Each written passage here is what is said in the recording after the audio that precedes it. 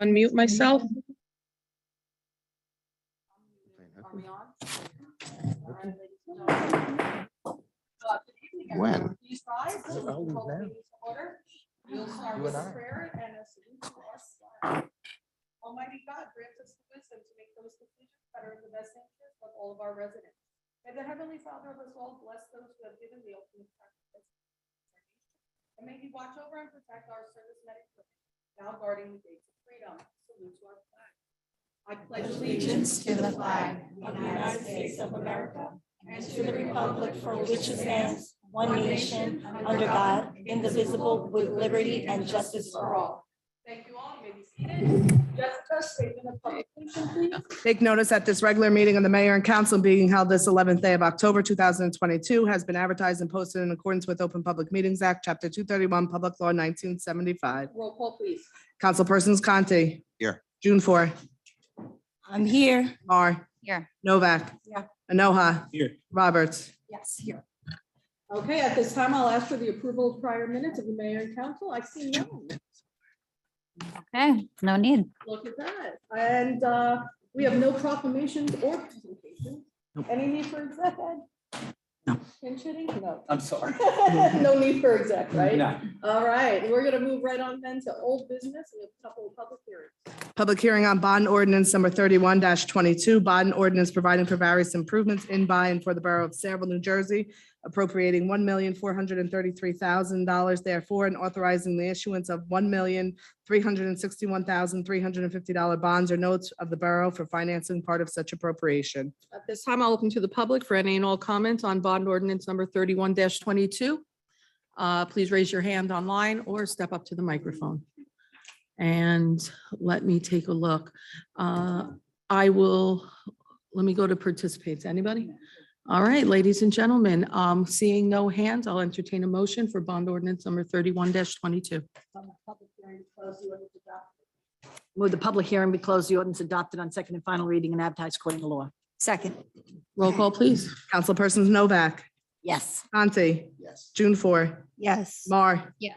Anoha, Yes. Roberts. Yes. Public hearing on ordinance number 32-22, an ordinance amending and supplementing chapter 4 of the revised general ordinances of the Borough of Saraville to amend section 4-19.4, payment for off-duty assignments. At this time, once again, I'll open to the public for any and all comments regarding bond ordinance number, ordinance number 32-22.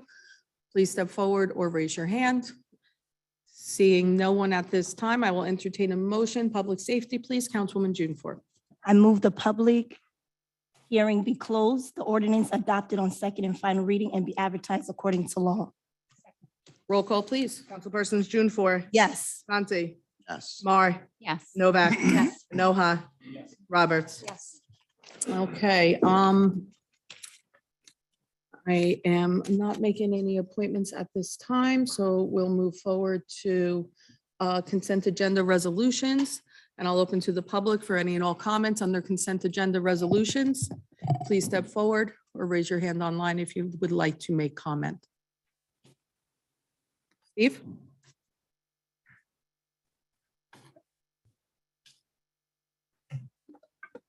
Okay, I have two issues. I hope they are appropriate in this session. Name and address for the record, and they are appropriate as long as they address one of the consent agenda resolution items. If it's something for the general good, then we're not there yet. It's general good.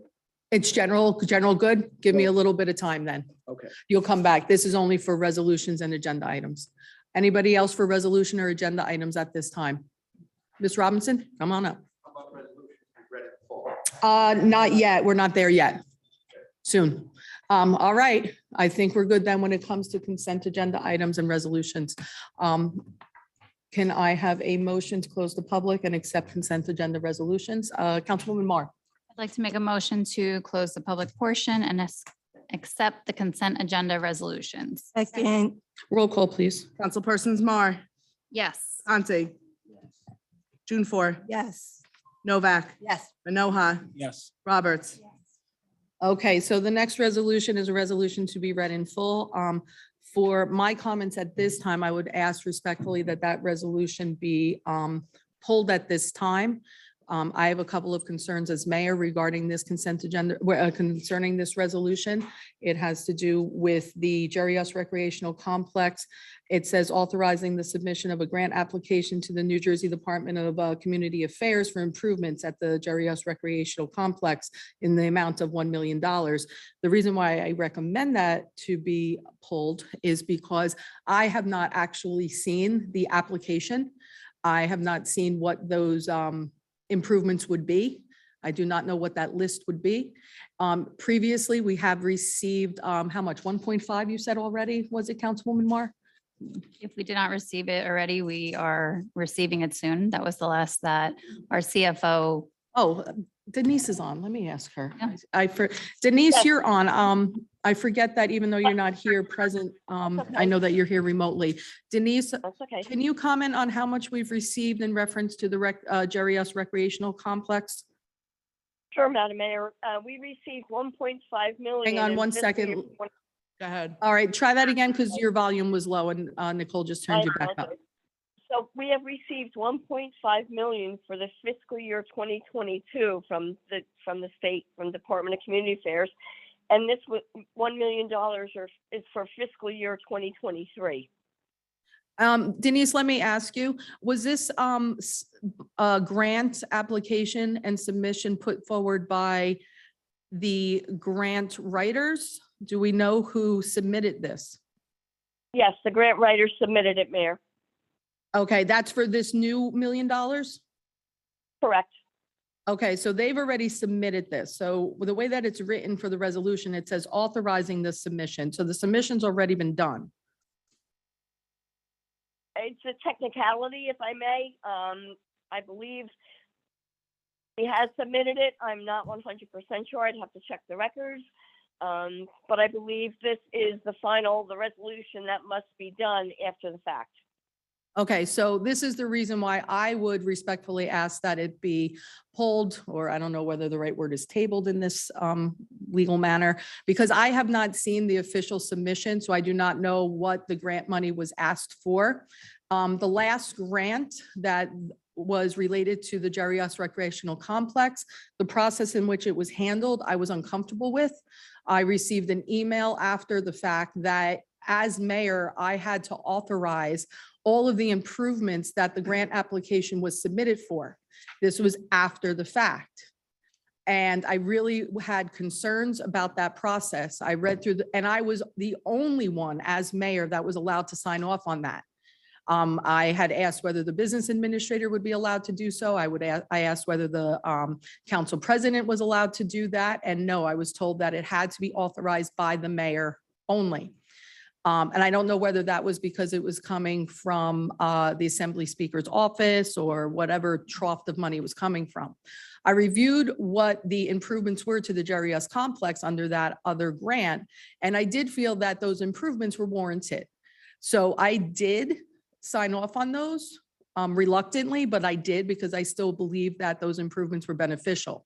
However, I'm not comfortable with the way that this process is going down, and I do not feel comfortable. And I will tell you right now, if the council chooses to move forward with passing this resolution this evening, I will not be signing it because I have not seen any of the submission paperwork.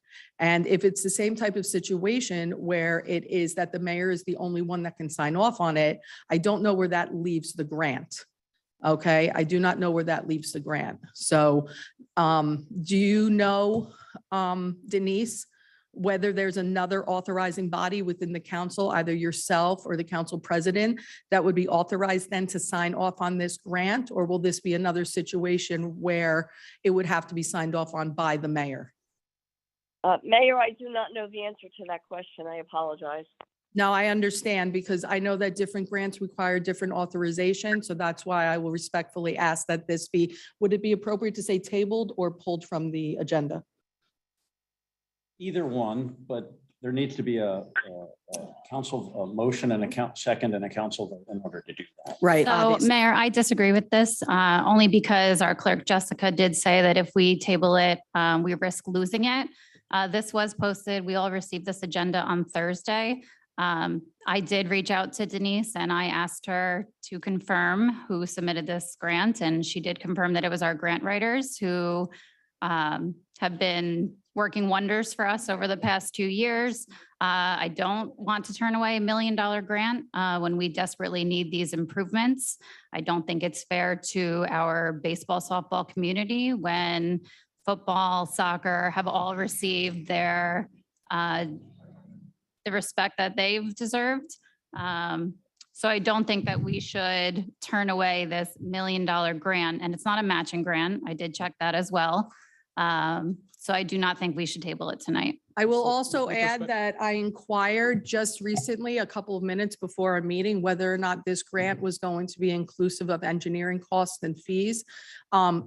I have absolutely no confirmation on that. As a matter of fact, the email does not confirm. We have no idea whether the $1 million is going to be inclusive of any of those engineering costs or fees or additional types of fees that would be along with that. So we might be accepting $1 million and still having to expend taxpayer dollars to do that, even though it's not a matching grant. And the other thing that I will say is, because I am making it public, if this grant requires my signature, like the last grant required, I will not be signing it.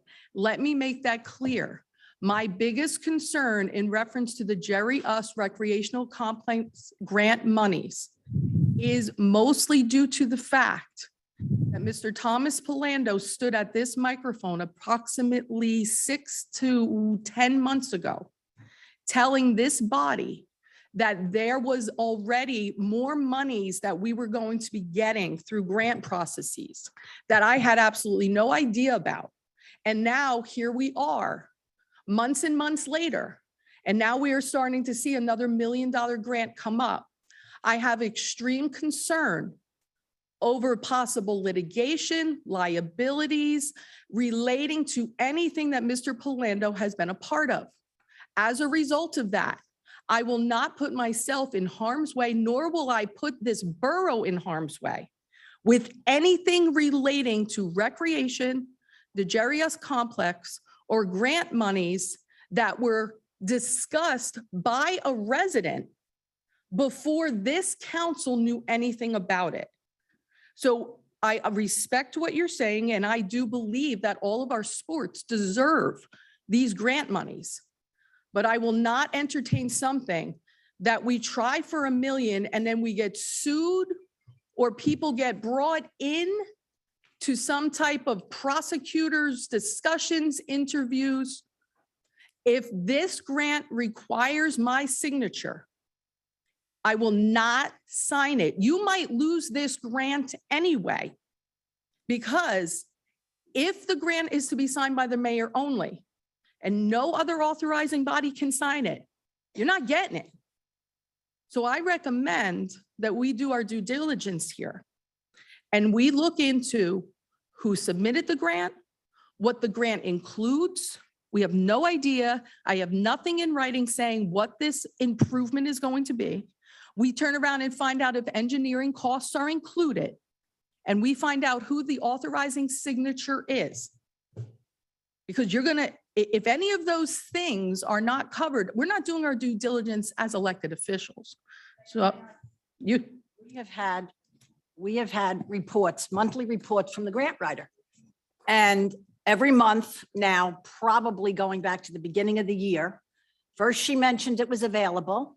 Then she was authorized, I believe, by the business administrator. And it has been on every one of her monthly reports that she submitted this application in February. So every single month, you didn't bother to check on what this was, but now at the last minute, you're trying to say, oh, we can't accept this. I didn't Not say gonna we turn can't. down $1 million. And if we have to, the council can authorize the business administrator to. What we need to understand, done what we need that. to keep in mind is that, you know, when you refer to millions of dollars, these are millions of dollars that we've had a well-known politician speak about in our very midst in this very room not that long ago. So when the mayor mentions that she wants to, you know, conduct her due diligence because she's signing off on it, That's not a wrong thing. That's how government should work. On those grounds, I'd like to make a motion for us to table this, give the mayor some time to look appropriately, so that we can do the right thing and so that we don't have politicians next Other time grant. speaking towards us about There our hasn't our been own any money as other a grant government. that's been all right? questioned. So This I was want to a make that third motion. party. And I'm speaking to the attorney now because I want things to go I found appropriate this to the grant current law, writer, right? third party The at the motion is in place, convention. and I want to know the details towards that. Before right? we jump on and then we Excuse me, can't excuse discuss me. I expect the anymore. attorney to really speak towards no my discussion is motion allowed. with That all due doesn't make respect any as a sense. councilman here. Thank So you. there's a motion made, but there would need to be a second. I'll second it. And then there's no discussion. There's a roll call. Oh, now is discussion. I believe that I Now spent is time listening to the discussion council based on president. I your- think I spent time listening to you, Councilman Novak. So when you respond to me and say that there's no discussion, I find that very inappropriate. You spoke the most out of all of us. Councilperson Zanoha, Yes. Conti. To table this resolution that I didn't read in full yet. And risk losing it, And lose $1 million. non-matching. Oh, yeah, you can. No, of course, Vince. So I don't, I don't necessarily disagree with tabling it. More. Oh, thanks. Thank you. I don't disagree with tabling it and finding out more, but can we do that in the next 2 weeks and put this up again in 2 weeks? Why couldn't we do it on Thursday when this came in our Well- email? Why couldn't we have checked on it all year when we knew it was submitted? How come we didn't have more details on the millions for years now? Hang on a We second. can play this game as long as you want. all Hang right? on a second. But the mayor has already, and I saw the head nod, she's committed to having this done within 2 weeks so we can do our due diligence as a government, all right?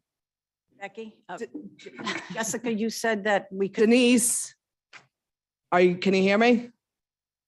I'm here. Now, you told me that I had to put this on to be read in full because there was a time crunch. I believe so. I don't recall the date though, Jessica, and I apologize.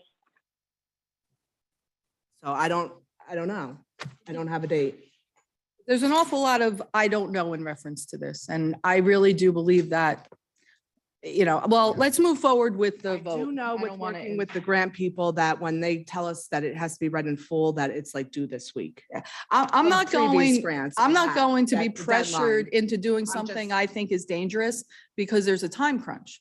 There's I'm never not. been It's any other my- question with any other grants, has there? Michelle, respectfully speaking, the last grant, none of you could sign, not one of you. The CFO couldn't sign. The BA couldn't sign. No one could sign it Is that typical of all? but me. Is that typical? I don't even know what the improvements are. Do you know what the improvements are as it's written in here? We had a meeting a few months ago where Jay presented, I believe it was 3 fields, the parking lot, the lights. It's actually 2 fields. There's one 2 fields. baseball field, one combination baseball softball field, parking lot improvements, turf field, light improvements. And do you know whether or not this grant is inclusive of your engineering costs? I have not seen the grant, so I can't. And do you know what this $1 million is supposed to cover? And is that enough between this million and the previous grant to cover the cost of that entire project? The entire project, no. The entire project is a $5 million. Right, but we could also revamp the project for one field. But why risk losing $1 million that could be applied Because towards? there's many reasons why, and we want to explain that to you again, because you were the first one to sit here and say you don't think of any reason why we should wait. You said that 3 times now. risk And I wanted to let you know, because, and as a council president, I understand of your previous and very close relationship with, our very well-known politician in town, right? So- Our chair, yes, our chair. So on those Please grounds, understand, that's correct. grounds, But you have a on chair those as grounds, well. on those Each of the grounds, team. on those Point grounds, of ma'am, order, on those okay? grounds. I'm not going to allow council people to try and shout over one another. Patience, unbelievable. So I will let Councilman Anoha continue his comments, and I hope respectfully, Ms. Mar, that you will afford him the same This is a- respect he afforded. we want discussion, let's have discussion, all right? So on those grounds, and this is a topic that these well-known politicians speak to us from the same rooms that we create these legislations, all right? So they have more information than our own government, than our own engineers, than our own mayor. Okay, and I'm the recreation liaison. Again, and can this you is- let this him is same- finish thi- speaking? It's a you know, discussion. believe it Why or not, can't we have a believe it or not, discussion? when you want to talk about recreation, I'm very passionate about this because my first voluntary involvement in this town when I graduated from college was in recreation under Jerry Us. I knew him remember. personally. We were there So- together. I remember. So on those grounds, and I also remember our council liaison pushing many things, and he ended up going to jail for bribery. So I'm- Okay, so di- so with respect, unrelated. with respect, Unrelated. with respect, ma'am, with respect. It's not unrelated. And when many politicians come forward afterwards and say, I can't think of any reason why we should just conduct our due diligence. I believe that there are many reasons why, and that's what we're expressing that now. So if you want to go into more details, we can, but I think I've laid at least one layer of that foundation. We all received this on Thursday. Okay, but you keep saying that. I have made it very clear. I am concerned about the liability that this is going to impose on the borough. $1 million in a field that we know is not going to do the job could be multiple $1 million in lawsuits. Have we ever had a problem with a grant before? We've had this grant writer for 3 years now. Have we ever had a chairman of a political party get arrested for bribery?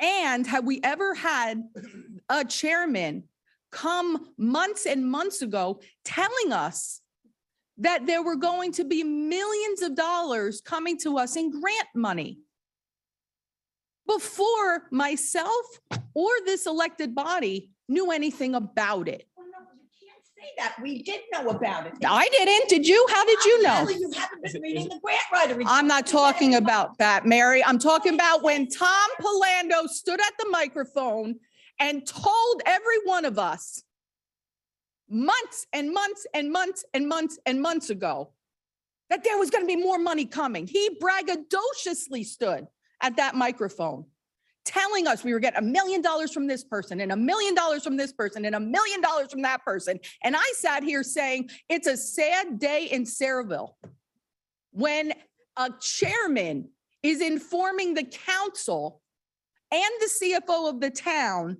what money we have coming from different troughs at the state level. That is on record. I will not sign this. I have not seen the grant. I have not seen the projects it's covering, and it's still on the document from the grant writer, which is right here in Jessica's hand, does not confirm whether engineering costs are going to be included within the construction of whatever these improvements are. And our own engineer has said that this project is going to be over $5 million. We don't have the money. I am all for grants, but I am not going to be tied to Tom Palando to get them. Again, if we have all these questions. Is a common ground within one week, maybe? Is there something that we can work towards? Yeah, I guess that's. I do learn from the best. There's a motion and a So- second. Thank you. Thank you. Robert's rule says that's for discussion. How about this? How about this? How about this? How about I do this? I already put this on the record with individuals that needed to have it. And I'm sorry, Vince, because I hate to bring you up in this, but I have to. Because people here need to know what's going on. Oh my God, yes, I think maybe this is an oh my God moment. So I'm sorry, I didn't hear that. I'm pretty sure you said this bitch something. Maybe we can pick it up on the microphone a little bit better. That's what happens when you call out obvious issues. So how many months back, Vince, was it that it was after a council meeting and I was leaving out those doors and both you and Jay were having discussions in room 310 and the map of the Jerry Us Recreational Complex was actually spread out on the table. Okay. It's going back quite a while, like really a long time, a good amount of time. Yeah. Last year sometime, I'm thinking. Was it last year, 2020? It might have been. I'm not sure. I don't remember how long Yeah, it was. I mean, I know time seems to blend together. It's been a while. And I walked by And I was like, oh, hey, guys, what's going on? You know, whenever my engineer has a map out, I'm always curious because we know that means something's going on in town. And I walked in and it happened to be the Jerry S. Recreational Complex. And both Jay and Vince were having conversations about the improvements that were going to be done over there. Now, I had already met with Jay and we had conversations about the fields that we wanted to see for the kids to play on. It was discussed about doing 3 fields and then it was down to 2, I believe. We were hoping to do at least 1 turf field. My initial discussions with Jay and I think Dave was there too. I think maybe Dave Samuels, but definitely with Jay, was that the turf field was something that should be universal. So that way both boys and girls could use it. And then if need be, even maybe other teams, because you can construct fields to accommodate other teams.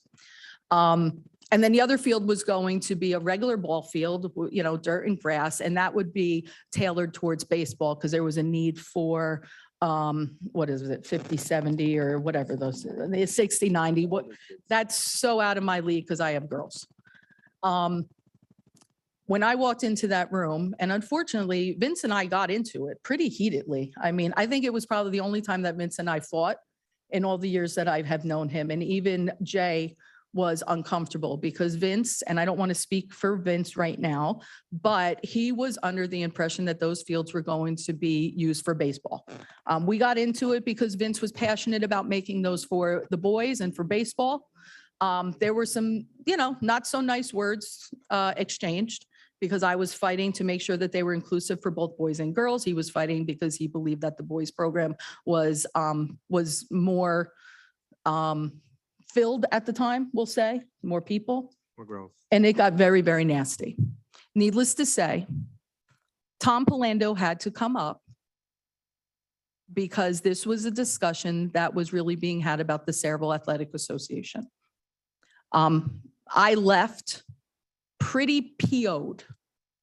I yelled at Jay. Jay actually confirmed for both Mr. Palando and Vince what the initial plans were. And I left. And I left angry and heated because I felt that a portion of our community was being completely sold out based on what was being pushed from what I believed was one side. I'll be honest, from Tom. And I think, and Vince, and if you don't mind, Vince, I'd like to share the text that you sent to me. Well, it's here. I don't like paraphrasing when I'm on the, you know, it was months and months and months later. And maybe this will shed light onto why I am so passionate about doing this way. Vince had sent me a text. This is September 12th, just a handful of weeks ago. Good morning. I've been meaning to clear the air between us, and I never seem to get a chance. Do you remember when we had that argument over the fields on Bordentown? I must admit I was entirely misled and came into that conversation the way I did because I was told that they were going to be Sayreville Athletic Association fields. So essentially, I was sent in for a fight. It later became very clear that my understanding of the situation was the farthest from the truth, and it led to a disastrous conversation. For that, I wanted to apologize. I know now I really should have known better, but I didn't at that time. I know we don't talk much anymore, and I wanted you to understand why I came in hot that day and that I felt bad about that for a while now. Believe me, if I knew those were going to be town fields, I would have minded my business unless someone asked for my opinion. Thanks for listening and reading. And Vince, I think I told you I really appreciated that because I've been fighting up here for the right thing for a long time. And unfortunately, people are being brought into things. And it takes a strong person to turn around and realize when they've been misled. And Vince, I respect you enormously for that. And I think our town is better for it. So with that being said, ladies and gentlemen, this is why. This is why I am not going to sign off on this. This is why I have respectfully asked for it to be tabled. And I'm asking for the opportunity to get the information to questions that I think are important for this town to protect us and to also make sure that our residents and the kids get what they need. Now, Mayor, hearing that for the first time, that makes me angry. As a Little League parent, that makes me angry because There's more than one baseball team and league in town. No kidding. And for those fields to be exclusively AA, we were told, I was told, mistold that they would be exclusively for both parties in town. And when I approved, when Damon Enriquez sat on this council as a rec liaison, and we approved other grants, I made sure to say on record, only if it's for both organizations in town. So to hear that it was only for one organization in town confirms what Little League has been fearful of all this time. However, moving forward, we now have the ability to make fields that both, and put it on record again, both organizations can enjoy and can use. We don't have any evidence that shows that our grant writer has proved us wrong, pointed us in the wrong direction at any time. We have the ability to lower the extent of the project. We don't have to build a $5 million complex, but to turn down $1 million of non-matching money and risk losing it, I do not think is right. Not turning down $1 million. We're motioning to apply with And with risk better losing knowledge. it. With better knowledge. The And 'cause- clerk and you don't said think we will about risk risking, you losing don't it. think about the risk of litigation. And it shows that, your record shows that, because we see it in the records and the reports that our borough is going through and facing consistently. All right, so it's not just about what you keep on repeating. There's so many more things to think about. And Michelle, hopefully you when are can consider gonna that. Realize this is your chairman that did this deal. He's been lying to you. And don't you And think, lying to don't you all of think us. I've always gone and done my due diligence and talked to our grant don't think writers so. and We talked don't to our think so. business administrator? I don't think Well, so. that's your We want opinion. more Thank eyes. you for And that's sharing why your the motion opinion. is That's on your and it's your opinion. vote.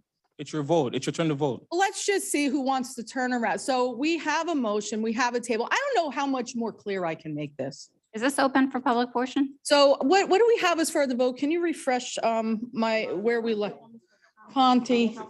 If we can get it done within maybe 1 to 2 weeks. Oh, I think.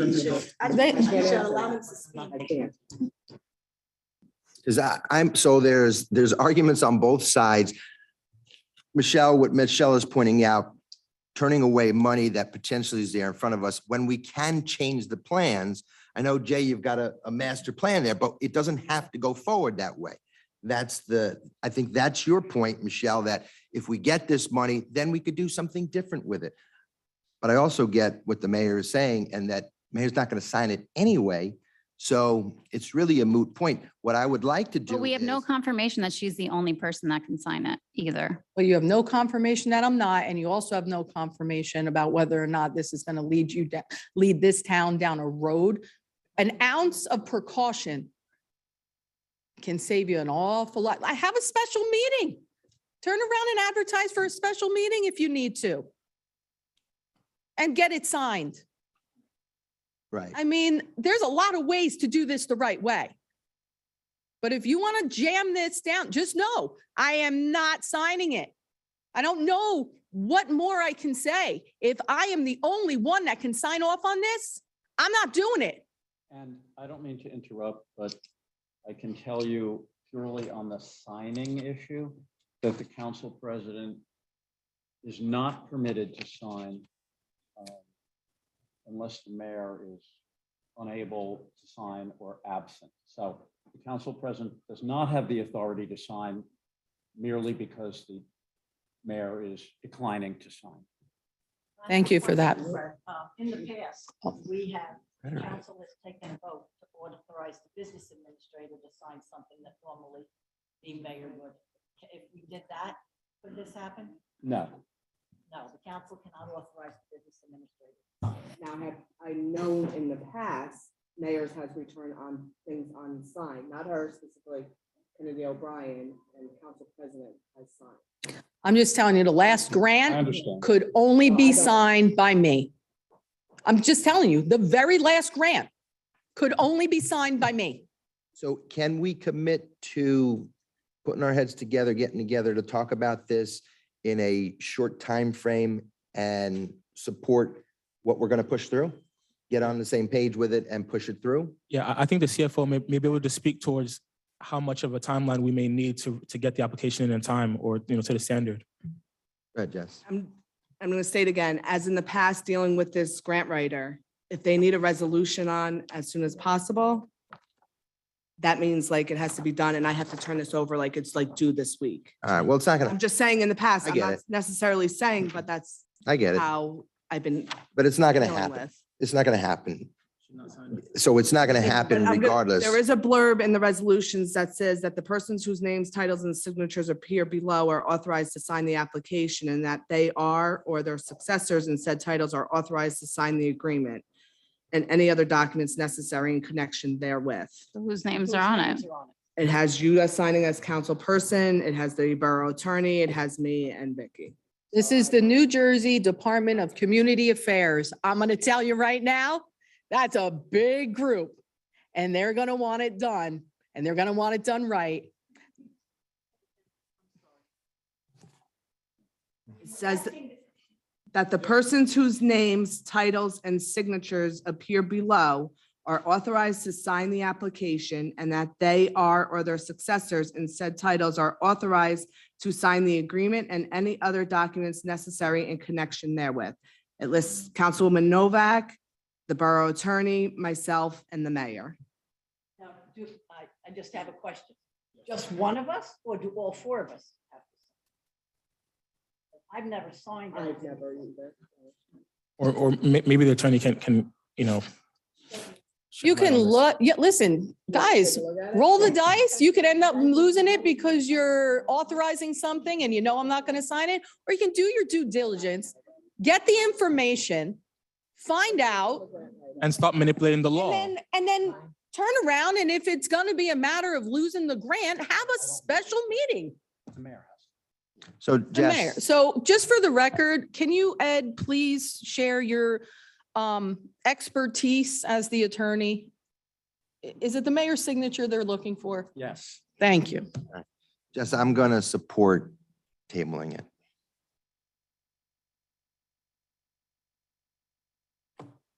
June 4th, I support tabling it.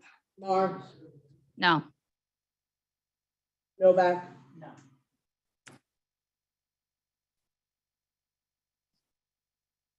Roberts.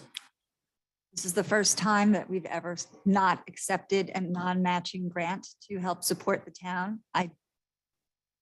No. Ladies and gentlemen, that's a tie, and you know where I stand. We are tabling this for the protection of the borough, and I am going to ask that we contact the grant writer. I am going to ask that by tomorrow, the full resolution with the application that was submitted, including any and all documentation, be submitted to me in physical hard copy, not just email. It can come from email and then print it. And I want to know what's covered in it. I want to know who submitted the grant. I want it all. And then I want to send it over to our attorney as well. Mayor, Ed and Mike. Call for a special meeting on, how many days do we need to call a special meeting, Jess?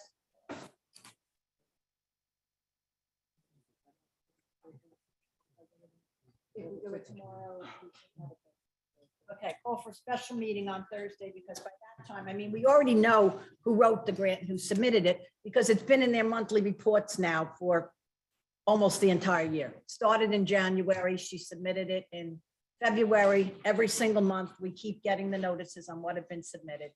So we all knew it. If we had questions, we should ask then. But get this to us and we can have a special meeting Thursday night. Just so that you know, that gives them, because today's Tuesday, that leaves only, Wait, no, Sorry, it's not Monday. You were thinking it was Monday. Yeah. I'm sorry. Friday? Friday. Okay, Friday. so that leaves them 2 days to get all the documentation. In the event that they don't get all the documentation, I'm not signing. So I don't know if you want to put them on that kind of a shot clock. But, We're gonna lose the grant. well, maybe you should wait and make sure that you get the documentation first so that you don't have to cancel another meeting and you can call for a meeting once we get the documentation. Just saying. We need to advertise the meeting now, or we won't have the time. It'll be next week. Okay, well, you can turn around and do that. If the documentation does not come in and if it's not reviewed and I don't get comment from the attorneys, it's not going to be signed and that meeting will get canceled. Listen, I don't know what they're trying to say here. I'm in favor of the grant. But I want it to be up and legal and correct and appropriate. For both organizations, for the record, because I'm furious that right now, everyone knew I'm the rec liaison and I had no idea that this grant was only supposed to be for AA. Hey, Michelle, What world? I was fighting in there for all of the people. And if you have a problem with what was being done, talk to your chairman.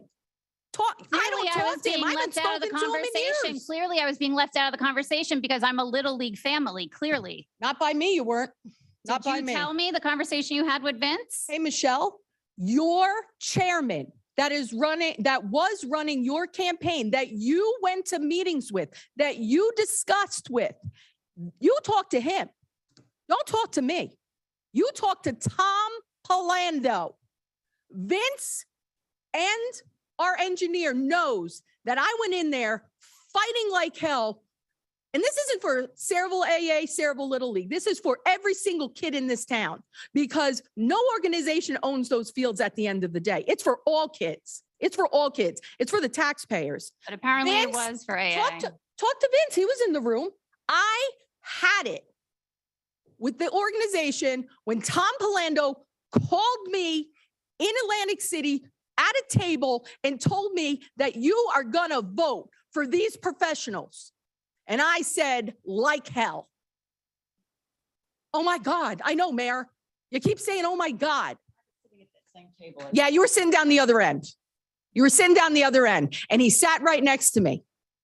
And he turned around and he said to me, you're going to meet with me so I can tell you what professionals you are going to appoint.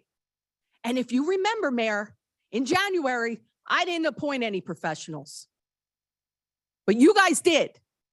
I'm not a political puppet. I'm not going to be forced into making decisions for this town by somebody else. And what did they do? They came after me and they came after my job. So you know what, Mayor? You can, oh my God, all you want, Mayor. You can, oh my God, all you want. The court documents will prove in my litigation exactly who and exactly what was done. When you stand up against political bosses, there's retaliation. Are you talking about your job as a teacher? As a 22-year educator in this town. Nothing to do with this body? Let's just say the litigation. To come to the school board meeting to defend you, and we refused. That I know. I didn't ask you to do that. I didn't ask you to do that.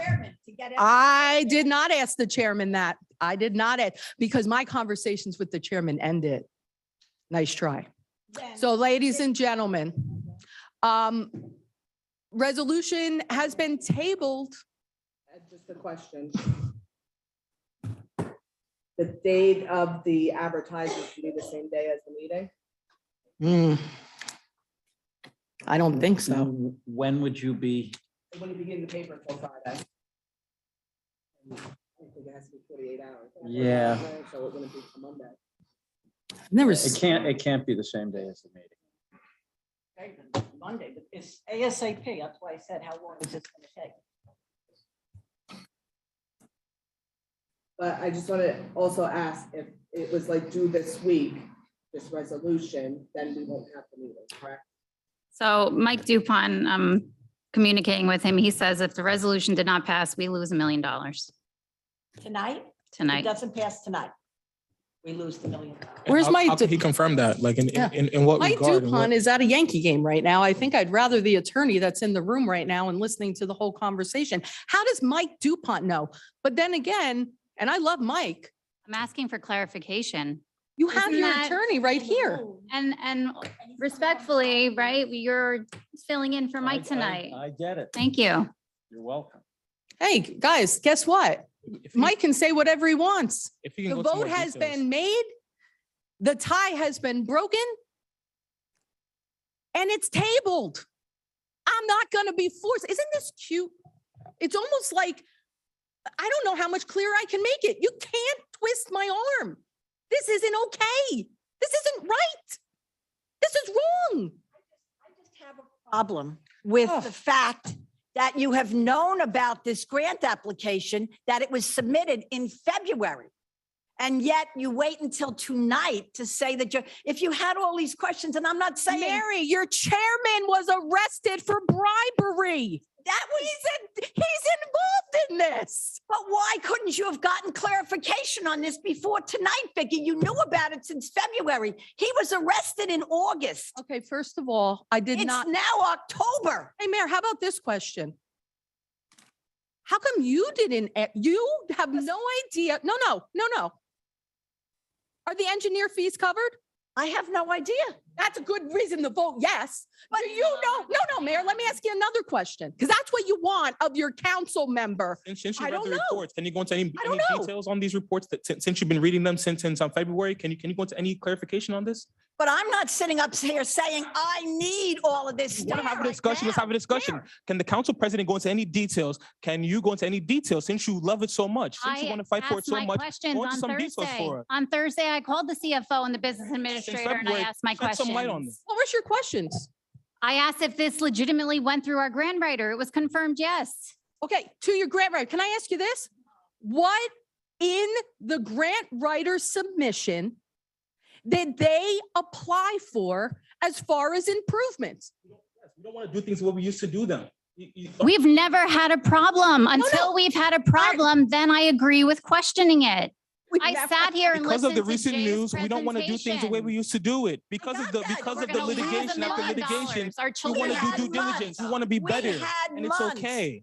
All We right. had months to ask these questions. That's what I'm didn't. saying. We didn't. Yes, we We did. didn't. Okay, since you had did, because I months, can you remember go when into some Mr. details? Robinson You even can. came We up. knew We that have the grant questions. application, It's okay that we have questions, that's okay? right. And- but and you you're don't saying that wait it's not till okay. Last minute. And it's already tabled She because we have these actually questions. asked us. All right, so it's, the we want to go to the grant next writer asked topic us now. for all right? permission to submit Please, this. Want to go to the next challenge? grant writer I know you're asked for angry. I permission to- understand. and- Can we move on? We already voted. There's no sense in arguing about it. $1 million. I can't believe It's it. financially irresponsible. Sure is. Yeah. Let's move on. Great question. Now, I'd still like to schedule a meeting for Monday. Let's go to the next. I'm asking to schedule a meeting for Monday. And I second that request. I'm trying my best to let her get her information and still not lose the $1 million for the kids in this town. That's all the reason for the table. Yeah, right. So common sense here would say, let's request the information that I'd asked for. I'd like it not just in email, but I'd also like it in paper form. I want it in hand. I want all the details of the grant submission and application so it can be reviewed and I can feel comfortable with signing off. It would be my recommendation, once those all are being, once that's all received, please disseminate that to the entire council. And then we will notify the clerk in order to advertise for the meeting according to law. I made a motion and it was seconded. I don't recall that motion. I think the one that you did was for Yeah, Friday. It's on the table. I heard it. Was it for Monday or was it for Friday? Monday. Okay, well, wasn't there a motion and a second for the Friday? Doesn't that have to be rescinded? Okay, so for Monday, so there is a motion and who seconded that? Okay, so there you go. Yes. Conti, What are we voting for? A special meeting? Special meeting. We have the information. Absolutely. There you go. June 4th.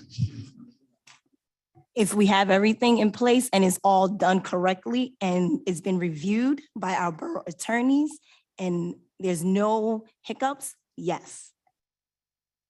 Mar, Saddens me that we're here when all these questions could have been asked on Thursday when we received this.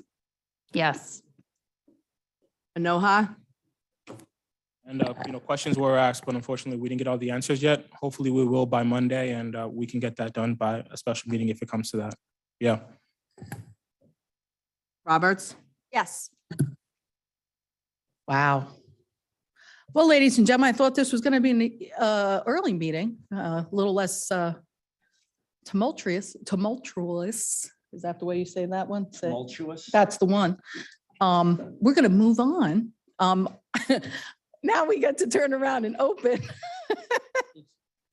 to the, well, Borough Attorney, do we have anything? Mr. Washburn, thank you. Public portion, listen, I'm going to say this. I've asked the ladies very politely, with all due respect to everyone in the room, let's keep this to 5 minutes. Is Ken here today? Ken? No grandma, grandpa? Okay. I know. Please, 5 minutes, 5 minutes, okay? The ladies will turn around and give a little ding. I want to make sure everybody that can speak, that wants to speak, can speak on an issue, okay? I'll start with Steve, you're up front. You got the first pew today. Gonna start giving out tickets. Name and address, Steve, when your mic comes on. Steve Melanowski, 28 Scarlet Drive in Parlin. I have two quick issues I want to go through. About 10, 12 days ago, surprised, I received a voting request for $97 million, no offense, Vicky, for a school expenditure for AC.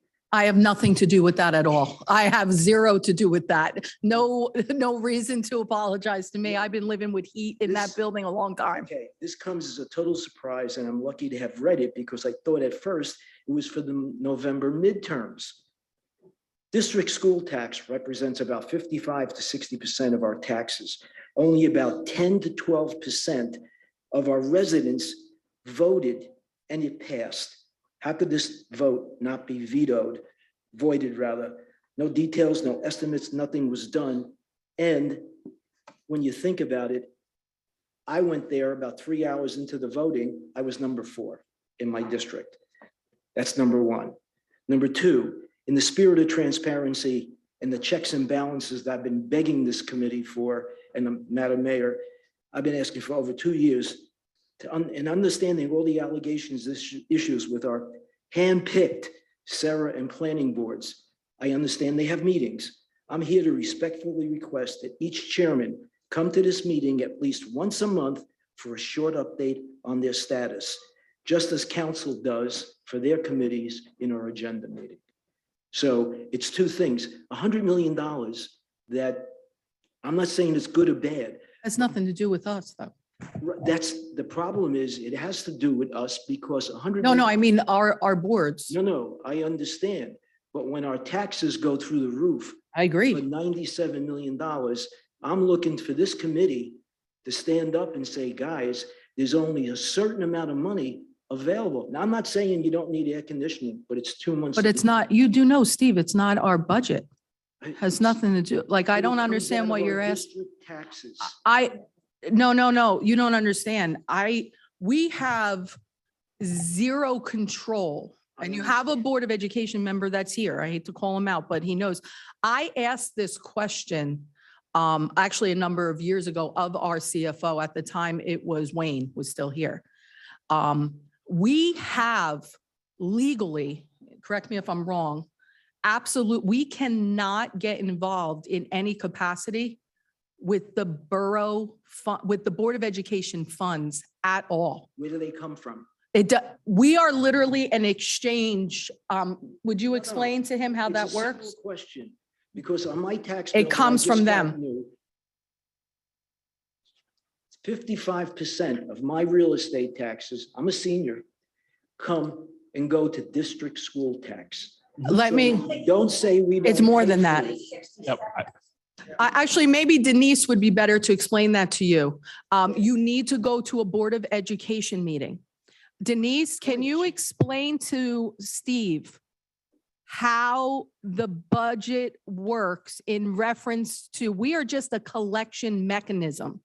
But we do not control the Board of Education's money. I totally understand. He understands. that. What I'm here to say is $100 million we're going to pay for. I know. No, you have no control over it. But when do we get to say something about it? But my second question was, The board, can we agree, can this council and Madam Mayor agree to have the committee members from Sarah planning boards, even our housing committee, come here at least once a month for a 5-10 minute update so we could have transparency and know what's going on? That I would have to ask my attorney for because I don't know. Because I can speak on behalf of, like, I think the planning board, that's why they have the open public meeting. And that is actually, you are allowed to come as the public directly to the planning board and you're allowed to speak and watch that.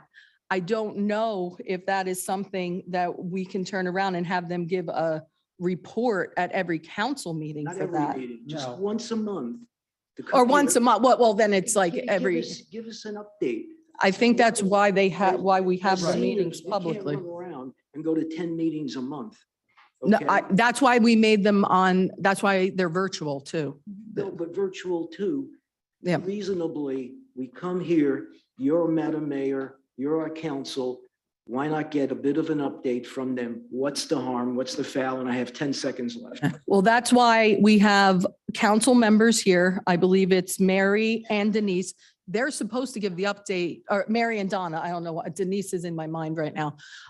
They're supposed to give reports on the redevelopment agency. And then our planning board liaison as council is supposed to give reports on the planning board. And also zoning, because you're planning and zoning. That's what you have, that's the way it's supposed to work. That's what they're supposed to do on the agenda session of our meetings.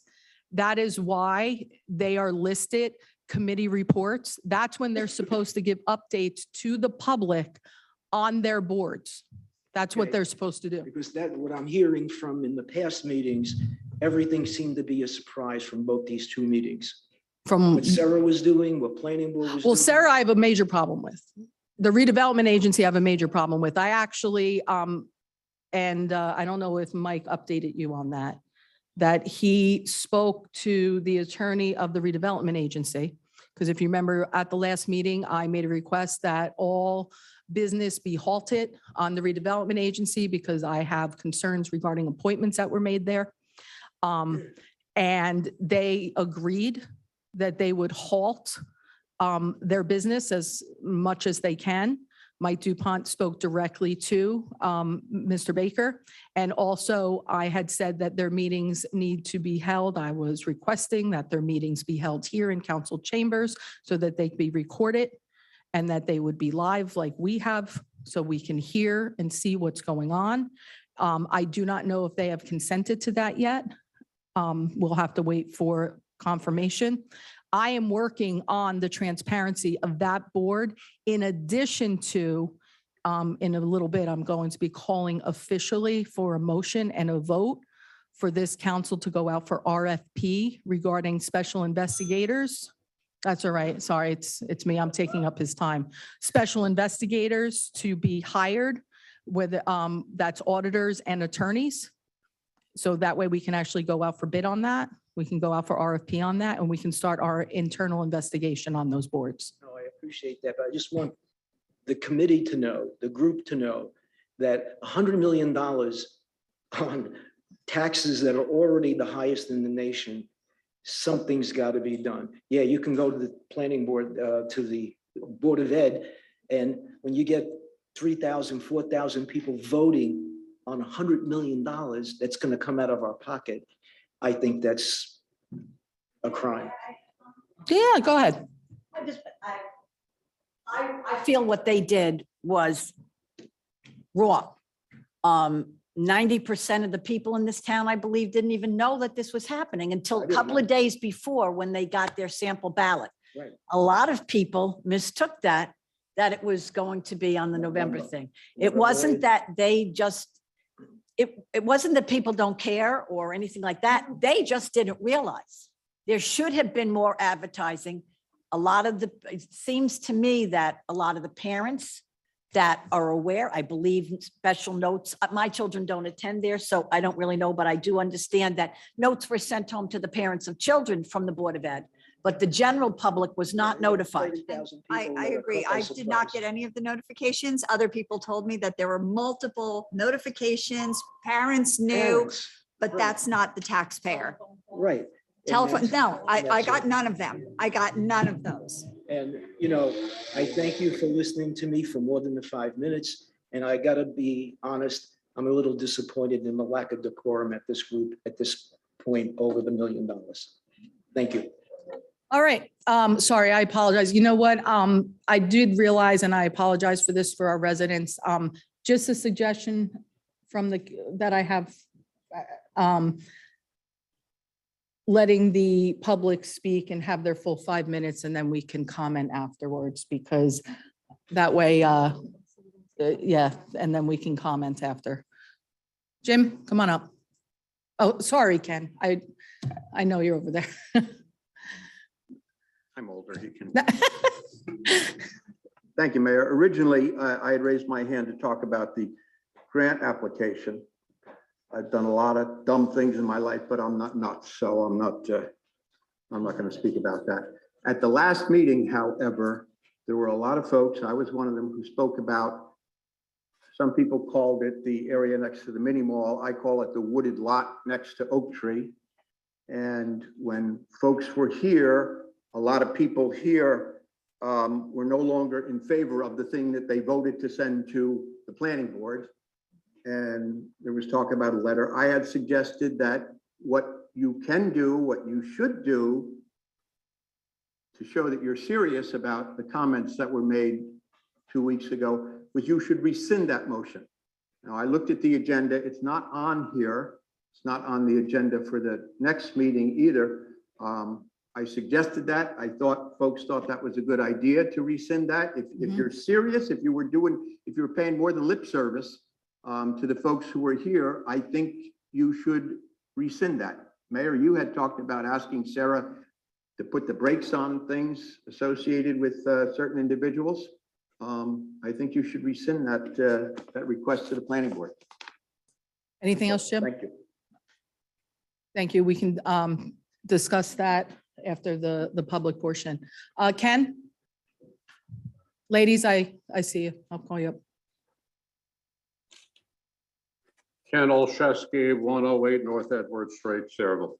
I want to follow up a little bit on what Steve said and talk about this communication thing. I know it's not all your issue, but I've said this before. You speak for 45,000 people sitting there. I speak for one guy at a microphone. So you do have a lot of clout that sometimes I think you don't realize you have. But this communication is a real big problem. I heard it from at least a dozen people. I didn't even know there was a school board election. The idea that state law says, well, we need to advertise in the newspapers for issues of planning board meetings and board of adjustment and blah, blah, blah issues. That is long obsolete. Nobody gets newspapers. And it's like saying, well, let's advertise it at the next horse auction. Nobody sees this. And to tell you just a little story here, and it wasn't me, but it was a very close friend of mine, was shopping in North Brunswick a few weeks ago. And they asked him about this mess at Hercules. And what they're doing, and he explained it. And the woman said, well, I didn't know anything about it. Oh, he said, well, where the hell were you at the planning board meeting?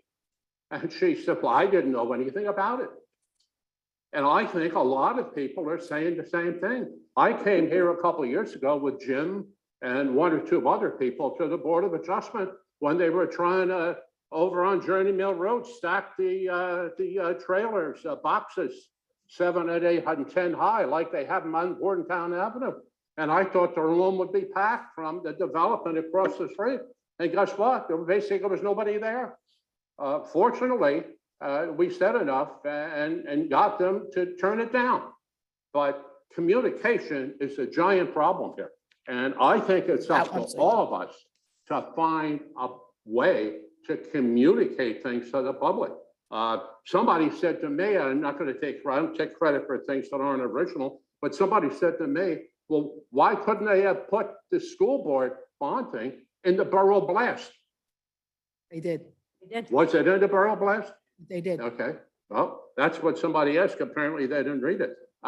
Maybe some of these significant issues of land use boards, like the redevelopment of Hercules, is going to affect everybody in town. They need, maybe we need the sign like we've got on my North Edward Street, slow down, it's our town. Maybe they don't throw one of those things up or a couple of those things up. But there's got to be a better way of communicating to the public. They're being left in the dark. I mean, everybody doesn't come home and read the borough website. A lot of people don't even know what the hell it is. Unfortunately, too many people are out working 2 and 3 jobs to try to pay their taxes. So I think communication on some level to get this stuff out to the public is a necessity. It's shortchanging the people. I will certainly talk to the people that come around to I'll be serving at the Halloween party at the senior center, and the people that come around glad handing and stuff for Christmas time, blah, blah, blah. Rather than just be flattered that somebody come and shook my hand. When they come to me, I will reiterate to them what I'm telling you right now. But I think it's important that you people do the same thing. And maybe you need a resolution saying that it's become obsolete to advertise this stuff simply in a newspaper. That doesn't do the job, because most people I know don't get a newspaper anymore. Thank you. Thank you, Ken. Ladies? Whoever, are you coming up together? Okay, that's fine. Debbie Ravel, 17 Driftwood Drive. I sent everybody an email. I don't know if everybody went through it regarding the property that Jim brought up. And I'm also going to touch base on the communication, because I started out my email with the website being horrible. You can't find stuff. I found 17 references to the property over by Oak Tree East, and it took me hours to find this information. So not only for the public, but even for you guys. So when stuff comes up, when there's new phases, if a matter comes up, you can search it on our website so that you can see the history of whatever said topic, so that you guys can handle things better. So my question is specifically regarding the property. October 12th, 2016 agenda meeting, Councilwoman Novak, under Administrative Finance, recommended the mayor and council deny the sale of Block 446, Lot 2, Ernston Road, and that it remains open space. Accept recommendation, the property remain as open space. So that was a vote. So then what? So it never happened. It should have been referred over to open space, right? That's No, what it was. It we was, made the recommendation. Yeah. But it was just brought up again. That, you can. Are you allowed to do that, to bring it up Yeah. again? Yeah, oh, sure. yeah. Oh, okay. Oh, yeah, Okay. for sure. All right, well, that was my question. I wasn't sure if it's allowed to be brought up again, but it probably would have been a lot easier to go and find all the information I had, than you guys would have been knowledgeable of exactly what happened with that property. Yeah, And then- your email and documentation I'm sorry. was impeccable. Seriously, I don't know what you do for a living, but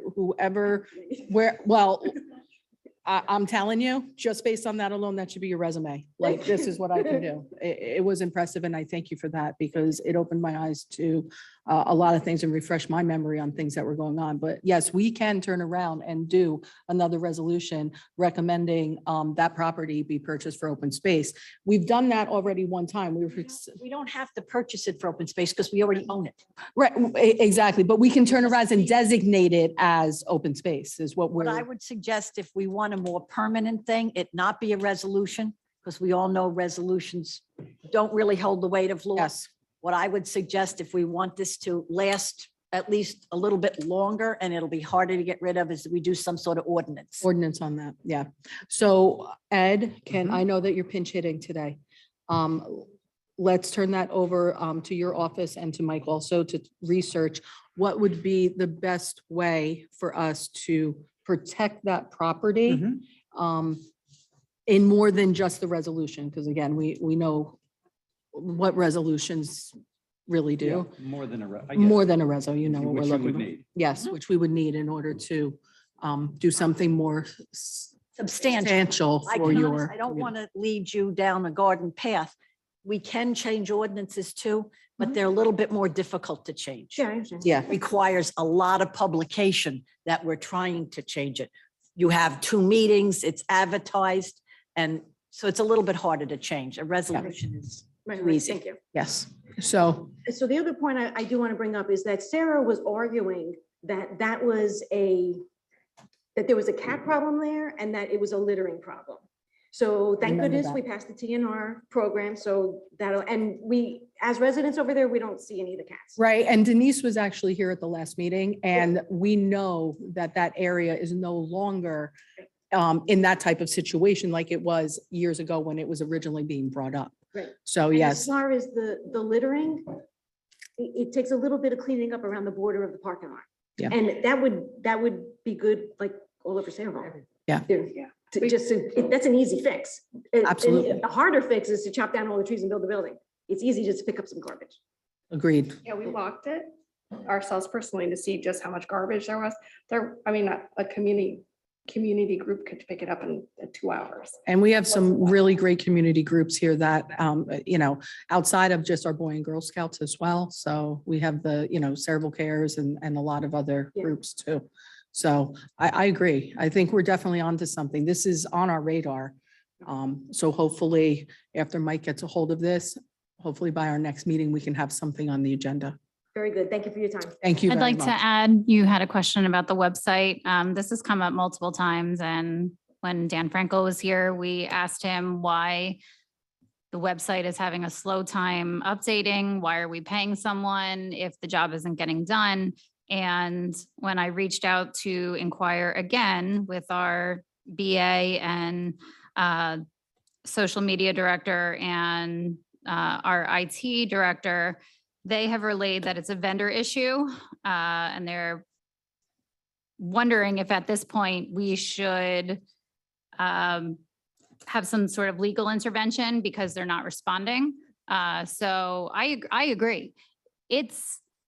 You should not have to go on a hunt to find a phone number around this place, which is why I work so hard on the service request, the online service request form if you have a complaint or a concern. If you go to any web page 3 years ago, some of the pages now have been updated. You can't even find a phone number, which is inexcusable. The fact that we've been asking for, I feel, almost 2 years for our website to be updated, how much longer is this going to take? So I don't know how many more times I could bring it up. But again, here we are. Okay, so then here's a resident asking, when are we going to get the website updated? Well, I think this was my inquiry also. I went again, right to the source, our CFO, our BA and our IT director. It really is on our end, all the work that needed to be done in order to make the enhancements and the changes necessary. So that way it is more up to date and 2021 ready. We're done. We've done everything on our end. Where the problem lies is the vendor that actually runs and controls that page. They are the ones that are not doing their end of the job. So the work that we paid to have done for our communications officer, our IT director, we are done, we are set. They suddenly are no longer responding to our professionals.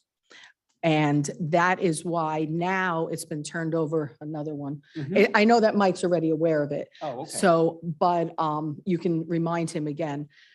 Mike is already now in the process of looking at legal ramifications as a result of the vendor not complying with their contract with us. So we've done our due diligence now for 2 years, and it was a heavy lift. IT is not my thing. So there was a lot of behind the scene things that needed to happen. And I know Tom Bracken, our IT director, he is enraged and furious also because we can't move forward. So, there's different things that we can turn around and try and do to force them to honor their contract. And then in the meantime, Tom Bracken is also looking at, in the event that they still don't move on this, we need to be a functioning borough. Is there a way that we can turn around and eliminate that site and then turn around and have to build from, a different platform or a different company. So it could get a little bit bigger. I'd really hope that they just turn around and do their job. Thanks, ladies. Appreciate it. Thank you. All right. Have a good night. All right. I've got more hands. Frank, come on up.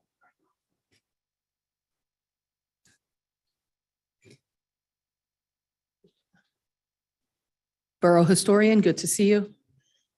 It's Frank Terzino, 32 Canal Street, our town. On a lighter note, Okay. I'm here tonight to share some things that the Saraville Historical Society has been doing since 2020 up to this Thursday. For example, we had a Titanic survivor, and she's an actress, which we have on our Rolodex. She was a survivor. She portrayed Alice Paul and put in a great performance. We had the New Jersey Sons of American Revolution at one of our programs. They showed the weapons, the swords and the black powder rifles. We had a Saraville PD one night, drug awareness in the house, which is very informative. Lenape Indians, we had a guy demonstrate how to make weapons and hunting. It was very cool. As far as that was programmed, as far as activities, last year we had nights at the museum, April, May, and June. April was industry night, May was first responder night, June was military appreciation night. We also partake in St. Stan's Carnival. We go to History Day in Old Town Village in Piscataway. That's where we meet other museums and get all our contacts. Just recently, we applied to Smithsonian, and we were highlighted in the Smithsonian Magazine as Museum of the Month, I think it was. So we're moving along. We're getting recognized by a lot of people. We had the ice cream social in August. Councilman Roberts asked if we would participate, and what was good about that, it was bipartisan. Everybody had ice cream. Everybody had a good time. We had illegal women voters, so they registered some people and explained voter changes, which was very informative. We had our flea market in August. We had 27 vendors, our first time, and it was very good. New stuff coming in, that's my time. Down the shore, there's historical evidence that ammunition moved through Saraville in the early days of Revolutionary War. That's in Tuckerton, and we have a guy going down there Saturday to get more information. Sandy Hook, Fort Monmouth, Fort Hancock, made of Fisher brick. We have evidence. We stayed there in September for a week at the officers' housing. It was awesome. Our programs, activities cannot exist without our volunteers and cooperation from mayor and council, which leads me to today, our biggest event to date, and that's the Superstorm Sandy commemoration. We sent out, did you guys get the invite? Yep. No. Okay. We appreciate it. We have speakers, video of former and present state and local legislators, Kenny O'Brien, John Wasaski, Lisa Eicher, residents and business owners will be in the video, and as they're speaking, photographs will be going in and out. We've seen it last night, the final copy. Awesome. It was done by Joe DeRold, who does the football with us. Let's see. We're gonna have therapy dogs there in a quiet room. I'd like to thank a lot of people, Mayor and Council, for your support. Mr. Frankel helped us out a lot. I apologize, sorry. That's okay. Kurt Mick and code enforcement was very helpful and some information. I said the tax assessor, Joe Cups and Beverly, very instrumental. DPW, buildings and grounds, they were awesome in helping us do this program. As far as our property maintenance, DPW, we sanitation road department helped us with some tree removal and cleaning up a little bit. So that's about all I have. I just want to invite you to our commemoration. I know I'm missing something. We have a tendency to stay here for a while, so if you remember, feel free. This Thursday night at Gettysburg, we're having a certified tour guide come with a program. It should be very good. November program is a history of quilting and modern quilts. I think I'll be sick that day. I'm only kidding, I'm only kidding. And that's all we have so far is programs. So we put on a good program. We're getting more people signing up and bringing donations to our museum. So we're really coming to life with our historical society, and we'll see you all there. You've been doing a great job, Frank, and your entire team it's really remarkable. Well, they're awesome. Thank you very much. Thanks. Thanks. Okay.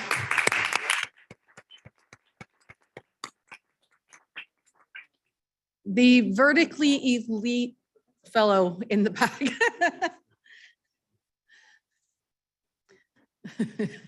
From a vertically challenged person right there. I'm Not jealous. challenged at all. No, I am. My name is Kevin Kelly. I live at 1 Parkview Boulevard, Harlem, New Jersey. I was on the planning board. I was here years ago because of the property being discussed for development for senior housing with some affordable units. At that time, we went back and forth with it, and it was put to the side, and I thought that was the end of it. The only reason I'm here because they're bringing all the work to you with emails, Debbie and the others, is when you had brought up the resolution is not the best way to go, an ordinance is better. What tops an ordinance? Is there a better way to do it instead of redoing it? And then I'm going to be back here in a couple of years. What does top an ordinance besides state law? I'm sorry? What tops an ordinance besides law, statute, or that we can do as a governing body? Nothing I can think of. I mean, unless there's I- some federal, but, an ordinance, of course, can't be inconsistent. It can be more protective, but it can't be inconsistent. So can an ordinance be reversed? Sure. Right. So then that's not going to give you protection. And you're going to help me with this word like you did earlier. In perpetuity? in perpetuity, yeah. So is that wording something that gives us more protection? Let me ask this. If we turn, I know it's our property, but if we turn around like we have done over at Kennedy Park, where we had to actually purchase that property from Kaplan and designated it open space, if we formally designate that as open space and put that on our open space rolls, does that afford us the ultimate protection in development? Is that what we need to do? I'll go to Jay. I don't know the answer. I'll go to Jay for that one. Open space is its own world. Go ahead. Is that on the state level more so than a Yes. town level? I'm gonna, Jay, do you know more about that? Is there? Sure, you have a ROSI, your recreation open space inventory that designates property as being on the Green Acres inventory, and it's designated as open space. And you wouldn't be able to develop it for other uses if it's on that inventory. So that may be something you want to pursue. That might be, that's what I'm thinking here, is that if we can turn around, because I know how hard it is in discussions with both yourself and with Dave Samuels to crack into that roster, you really can't. I mean, once it receives one of those designations, that's pretty much hands off in most respects. You can, but it's difficult. It's very difficult. Value equal areas for swaps, so it's difficult to do. So Commission approval. I'm thinking that that's the avenue that is probably going to be the most protection that we can do at this level. So between the ordinance, but I think more importantly, I think the ordinance will probably get us certain protections right now. And then I think what we need to do is we need to charge our open space committee and then work with Jay and with Dave and with Mike DuPont or Ed, really your team, in order to try and get that designation for that piece of property. So when you say something, it makes me start thinking, because I've never heard about that, right? Is Yeah. there some state mandate that says a town has to have so much land designated as open space, like there is housing has to be so much is affordable housing? That's a good question, but it's out of my knowledge. Jay, is there a specific percentage of open space that a town is required to have? I don't think there's a required percentage. Yeah, I don't think so Yeah. either. I don't think Not so. like affordable housing. Yeah. Okay. So we can go as big or as little. That's Okay, what I thank read you it. so much. Appreciate it. Thank you for your service on the planning board too. Okay, let's see, ladies that are standing.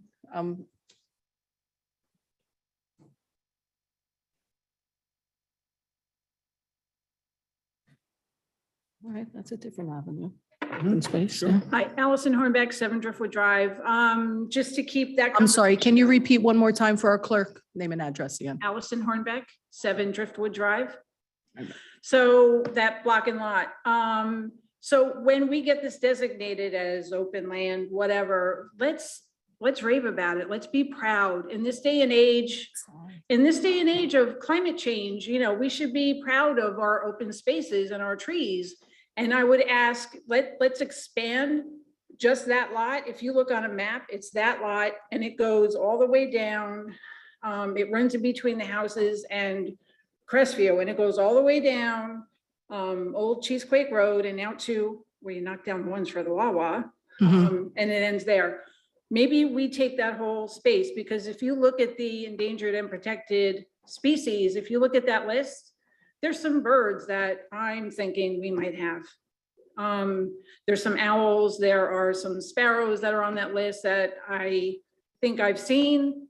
You know, maybe that's something else to explore. So let's just take, because that whole wooded area there, I can't even tell you how many species of animals and birds are in there. There's foxes, there's deer, there's turkey, and just, you know, your squirrels, but there's so many other animals that live there, and it's that whole entire section. So, and we have to be proud of our open spaces in this town. You know, it's not all industrial. It can't be. You know, we have to teach our kids that there's an open space for them, and let's be proud of it. And then, you know, let them know Sayreville for something else other than, you know, knocking down trees and having trucks run through, because it wasn't like that when I was growing up, and it's sad that it's come to it. No, that's a So- very good point. I appreciate that as well, because, and one thing I'll ask Jay, because I know that we own, I don't know if we own all of that space all the way back. So if we don't own all of that, what we would have to turn around and do is find out who owns it, and then we would have to go about our process for purchase. Because it's the park Yeah. that's there, so I think the Yeah. town owns that park. Yeah, that will be that I think should be our first focus, is getting what we own taken care of first, so we can Yeah, designate no, that. Absolutely. When it comes to the purchase of open space, which we've learned when we were dealing with Kaplan and the affordable housing situation, that requires things that take longer, because we have to get appraisals, we have to entertain negotiations and so forth. But I want to at least protect what we know is ours, keep that from being developed. And then we can move forward with seeing how much of the rest of that we can entertain Right, because purchase on. my That's fear is good. that somebody's gonna try to take that piece of property that is the park. Of course. Eventually do that, which, you know, Of course. isn't good either, so. No, you own the park. That park's already on the inventory. Yeah, that's, yeah. So, Right, so, you know, that, to have that whole piece of property, and then, Yeah. you know, to be protected and even expand that, there is so much land there that could be done so much, and not just for the residents of the neighborhood. I mean, you know, there's the basketball court. Have you seen the basketball court? It needs to be updated. You know, one hoop isn't gonna do it. Nobody can play a basketball game with one hoop. But, you know, I think Sayreville needs to be more proud of its trees and its open spaces.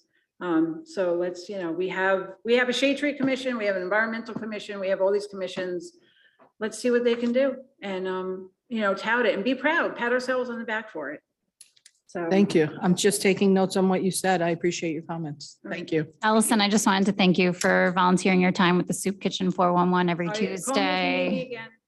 So that Today that- we that's were a word out of great, and you know, I'll cook for whomever. I appreciate it, but I just want to reiterate again, I checked last week with our CFO that we currently have $9.8 million in open space. Why haven't we been using it? And we also have 2.5 million in Shade Tree Commission.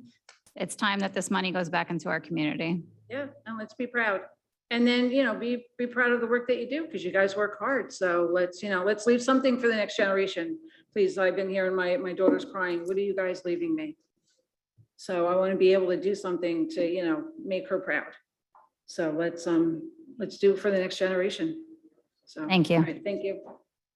Just to clarify with open space, at least about every 18 months, Joe asked for authorization to go out and approach the open space landowners, and he makes a valiant effort. We can't force anybody to sell us their land, and we cannot pay sometimes the prices they want because the law won't allow us to pay more than a certain percentage over what the property has been assessed for, not assessed for, but what, Jay? Yeah, appraised for. So, I mean, we do have a big catalog on every bit of open space that's available and make periodic efforts to try to get that space.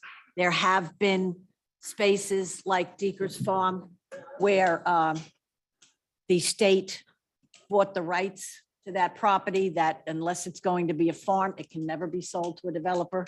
The Deekers still own it. They farm it, but it can never be sold to a developer. So there has been state money, county money, town money going. We just paid $4 million, I believe, for that piece of property next to Kennedy Park. So we're out there, we keep trying, and we'll continue to keep trying. Thank you.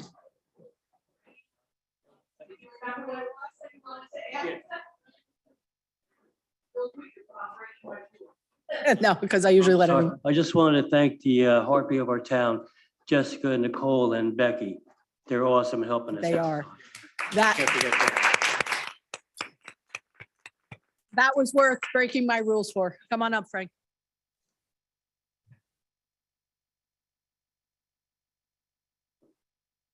Frank Bella, 5 Keenan Street, Berlin.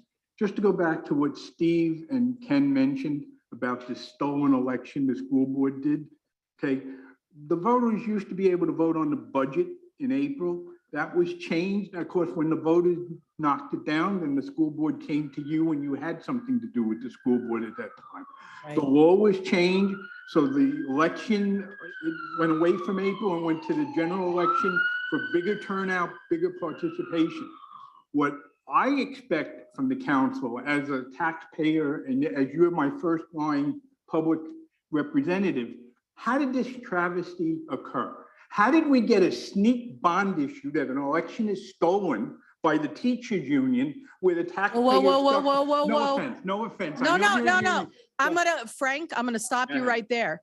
This has nothing to do with the teachers union. but- No, that needs to be corrected. Let me- It's the let me board, Take the- that disparaging comment back. Yeah. It's just. that- Well, no, just put on the record, that referendum was voted on and put through by the Board of I Education. understand that. My comments refer to, it is well known that the teachers union in the state of New Jersey is a very big public. Can I political ask figure. you why you are attaching the teachers I'm- union I'm to just- the referendum? No, I'm not- Frank, I'd I'm like to know just- why. I'm just stating. as No, you- I would like to know I will why. rescind that comment, okay? My point is, there's a lot of political special interest groups involved in local politics, whether it's the council, whether it's the athletic association, whether it's the Board of Ed. So let's not mention any special political action groups that have interest in there. Okay, so I'll take my remarks back. But what I expect from the council is, who do the taxpayers go to complain about this? I know you don't do election law. Do you have to send a resolution, I know, which isn't worth the paper it's written on, to Vitale and Cortland? The state legislature has to repeal this? How do we fix this, that there isn't a sneak referendum on a Thursday in some crazy month where nobody but, the people with special interest in making sure that it gets passed or defeated come out and vote? That's a stolen election in my book. And I just, who do we address this to, if not to you, our local official? Okay, well, Go ahead. we're going to, I'm gonna have Jess answer that. Do you have another question to go along No, with that was it? it. Okay. I'm done. So what I'm going to do is I'm going to have Jess, who is our clerk, who is responsible at the municipal level when it comes to dealing with elections. But my suspicion here is this is a Board of Elections issue. But I will let Jessica address your issue as a resident because that is not something that we as a borough council or mayor get involved in. As a matter of fact, as elected officials, correct me if I'm wrong, Ed, we have to be very careful. And I specifically made zero comment in reference to my personal feelings about the way residents should go out, whether I supported the referendum or not, because my opinion holds a lot of weight in the elected position that I'm in. And I did not want to put that on record because it could be viewed as trying to sway, manipulate, or turn a vote a certain way. And nobody on the council should have done that. I did not. That's correct. That is correct. I am a little concerned because there were council people up here that did express their opinion about the vote and did turn around and give their opinion about whether residents should support or not. I'm concerned about that. And I think some people would be shocked to know which way I personally voted in that referendum. But make it very clear, this was a Board of Education election. The referendum was voted on by them to turn around, and they voted to hold a special election. Jess, please respond to Mr. Bella's comments. The Board of Education had to notify the Middlesex County Board of Elections that they would like to hold a special election. The reason why the election was held on a Thursday was because of the Jewish holiday. By law, I was only required to advertise the mail-in ballots in the newspaper. That is all I am required to advertise for. I will say that I absolutely agree with Mary in the respect that there was a lot of notification that the Board of Education did in fact send out through their different platforms. I know that the borough, now remember this, until I took office as mayor, there was zero, I repeat, zero communication with residents about anything going on within this borough outside of the newspapers or the notices on the bulletin boards here and other areas that we were legally required to. When I took office as mayor, I demanded that we get a communications officer. We started the borough blasts. We started a Facebook page. Michelle was instrumental in getting at least communications on our website when it came to complaints and stuff. So Ken and others that spoke, we have only, and after COVID, I demanded up here that our meetings not go just back to in-person, but demanded we invest as much money as we could afford to make sure that these meetings were not just in person, but also with virtual access. That never happened under the previous administration for over 20 years. And I'm proud of that, but we're nowhere near where we need to be. But you also have to sometimes walk before you run. I am proud of the fact that this council supported that and realized that we needed to make investment and be more transparent. But it can't stop here. We only just started the ball rolling. But I was extremely concerned because I heard the exact same issues and I said the same thing. Every election needs to be as transparent and open because we need as much involvement because it impacts all of us. It impacts my wallet. I know what my household can afford and I know what that referendum costed. Remember, that referendum is only one piece of your taxpayer dollars. That does not include what our increase was, but I will say our financial team here, and Mary, you're on finance for that, brought down our tax increase, the lowest I've ever seen it. And that's still got to be factored into our wallets. And I say our wallets because please, you got to remember something. We pay the same thing. I pay taxes just like you. Okay. So we are going to pay for the referendum. That's $300 for an average assessed house at $144,000 plus. Okay. So we're all paying more than 300. Okay. We now also have to cover the increase from the borough. You are also going to have to pay for the Board of Education's general budget increase in addition to the county and state. And so, yeah, this is big. This is big.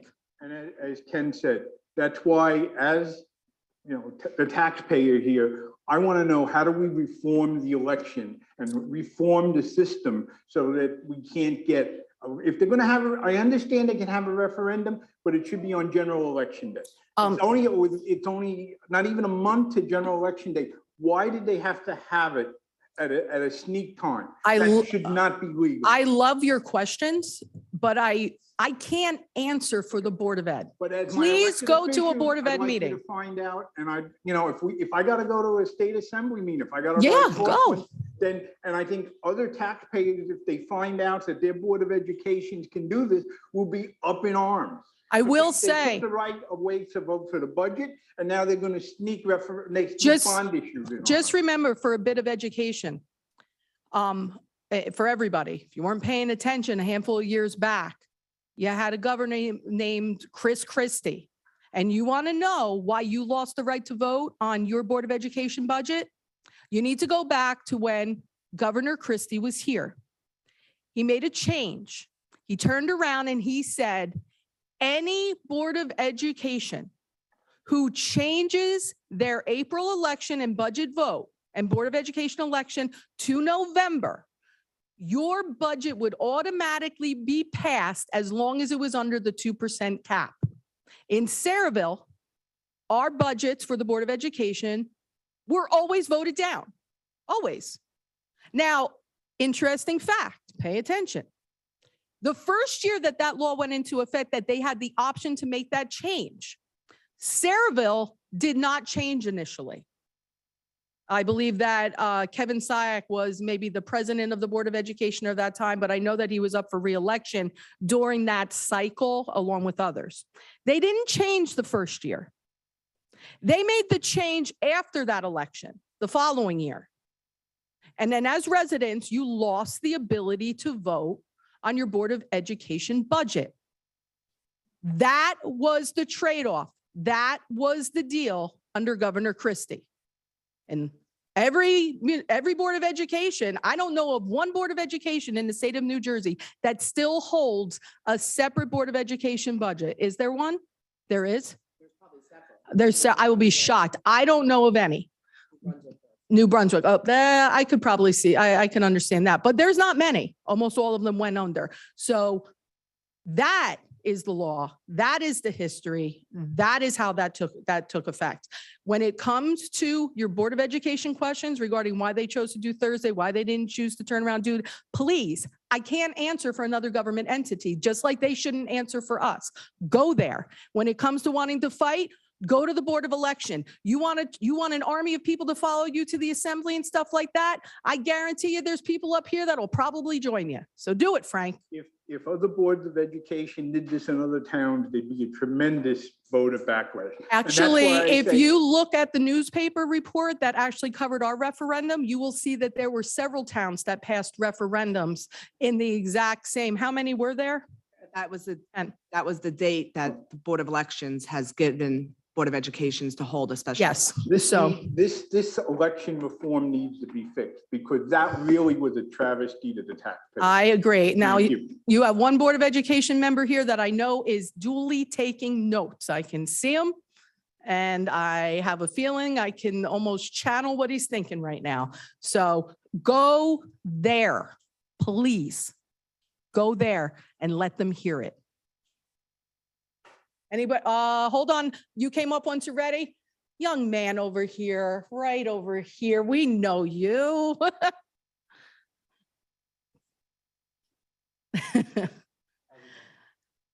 How you doing? Ken Piscatelli. Hey, Ken. Main Street. I'm here tonight to ask the council to revisit something that they were looking into, maybe a little over 10 years ago. And that was something to help alleviate or stop the flooding on this end of town. Okay. Then we got hit with Sandy, which we all know what that was. And I believe 10 years later, nothing's been done yet. Now, there's state, federal money available. I'm sure there's grants. Towns up and down the coast, all the way to New York City, have been doing different projects for flood control. And we've done nothing yet. So is it something that we could look into? And What do you want to look at specifically, Ken? Is there? well, at the time, they were talking about different scenarios along the river for berms or sheet pile walls. You're talking about over here by, yeah. This end of town. If we get hit again with another Sandy, we're looking at 350 homes that are gonna get flooded again. And I think it's something we should be entertaining and discussing with the mayor over in South River as well. So you know better than me that a lot of that was hung up with the Army Corps of Engineer, correct? When it Yeah. came to the dredging and everything. And I know that that's something that Jay is well aware of as well. So you're talking specifically about the river flow over here Oh, no, it's and not- on the pump MacArthur. station down to the bridge, yeah. Yeah, the pump station. And from what I understand, it's been on, Army Corps had this for what, over 30 years already? It's Yeah. On their books to do something, which. Yeah. I mean, squeaky wheel gets the oil, you know, so if something we could do or start to do maybe, Yeah, let's, because it's gonna happen again. It's just a matter of time. it's only a matter of time. The environment, we know the major storms coming in. You just saw it down in Florida again. There we go. Lucky it missed us. but- So, Public Works, who's that? Is that you, Vince? Yeah, Public Works, and Jay. Let's take a look and revisit some of the things that we were looking at back then. It's changed now, obviously, because the housing and stuff that was there is obviously gone. So whatever plans we had 10 years ago are probably going to be a bit modified and changed Yeah, because of there's- what. there's still 11 houses on Weber Avenue. Yeah, no, I know Only they are. 2 of them raised, and Yeah. Plus all the other homes. Yeah, let's take a look at that. Let's start having conversations, bring Vince into that conversation as well, because it really is, I mean, I know it's not gonna happen overnight. It's a long, expensive. nothing drawn-out happens process. overnight.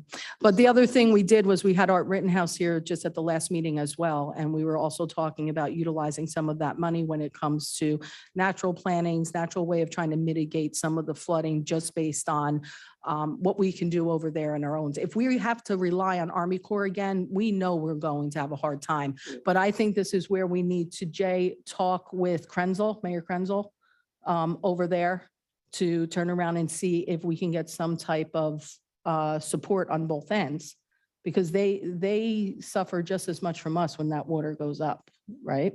So, I don't know about The that. problem you have is there was a project proposed by the Army Corps mhm, that was being funded, and then you had Hurricane Sandy. And one of the big issues with Army Corps money is cost benefit. mm, They spend all the money, who's going to benefit? And the problem you have now is with all the houses that were raised, that reduced that benefit to the area. oh, So I see. it's difficult for them to justify spending that amount of money. So it's something that you did pursue with the Army Corps after Sandy, and that was their response, is that it's not feasible for them to fund it any longer. Okay, so we're basically going to be looking at what we can do at this point because we're not really going to get the monetary support from them or the work from them then. You did have permits to do a project before Sandy. Okay, We're gonna do a first phase and have the Army Corps kind of finish what you started. But again, that's now all that financial burden would come on the borough, and you're looking at multi-million dollars to do something to address that problem.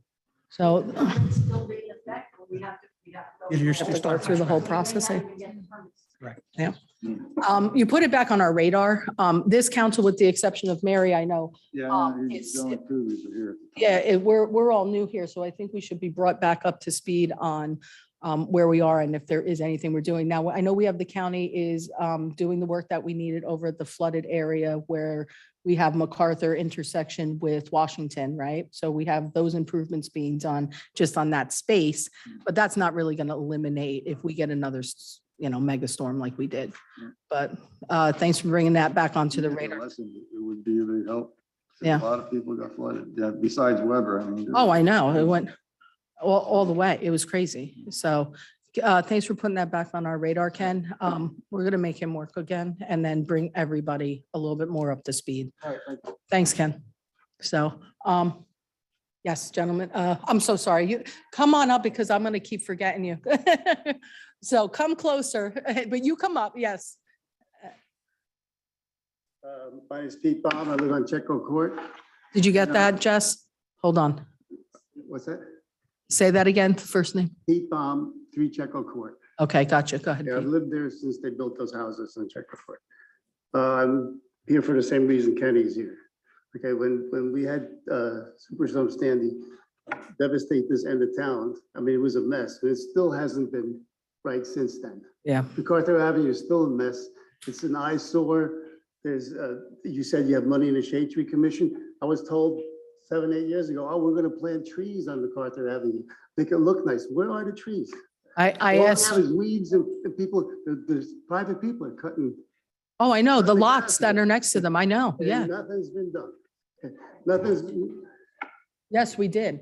I had asked Art for his 5-year planting phase plan because originally Rutgers came in, we said we would approve phase 1 because it wasn't a shutdown of the infrastructure on some of those homes that was part of their other phases. And we couldn't do that because we have homes over there. They wanted to take out some of the infrastructure within the roads. But we said phase 1 needed to be done. And that was something that we actually said at the last meeting. We wanted. So I did my homework on that. I mean, like, we're like the steps. Yeah. There is, I did follow up on that, about the plans that were spoken about the last time with Art Rittenhouse. We did, you can get permission through Blue Acres. You just can't build any permanent structures. The price that was given, I talked with Jay this week. I do a lot of talking with Jay and Denise throughout the week on a daily basis.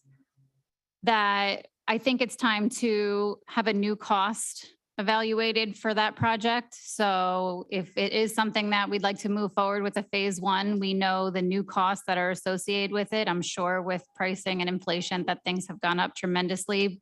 So I don't know if I need council's approval to move on to that next step to get that going, because again, it's something that's been mentioned years ago and hasn't been moved on. So There was plans 20, 30 years ago for building a berm along the river. And there was actually. Right. There was engineering work done on it. The Army Corps engineer came out with stuff. And now everything's been dropped. Oh, they knocked down the houses. That's all they did is knock down houses. If we ever have another storm like that, or maybe a worse storm than that, the water was up to the Borough Hall here. Oh, I know. Right. Okay, so it's gonna happen again, and if we don't do anything, towns like Keensburg, Union Beach, right? They had Blue Acre houses knocked down, but they also have berms built. They have locks that close when the storm comes. Why can't we get grants for stuff like that? Yeah, I agree. I think that's something, that's why I'm saying that I want Jay to go back, because those initial plans, pre-Sandy, Yeah. like he's saying, now Army Corps doesn't, it's a different animal. I think there's more that we can do now that so many of those homes are gone. The initial plan from a handful of years ago, which is the only part that I recall, because I wasn't here Sandy, I was here post-Sandy, was just when Rutgers was brought in to turn around and do that I study. don't know if you were at that meeting we had after the storm in Roosevelt, no, in the Washington School. The guy from Rutgers was there. He had this big presentation. he put up. Yes, and he came here and Right, did that with what us. he wanted to do is move our ball fields and everything along the river. Yeah, I They know. flood, okay, it's a ball field. To pay for that, he was gonna have you sell the park back here to a developer. And the developer would pay to build the fields out by the river, and that would be twice as big as the park back here.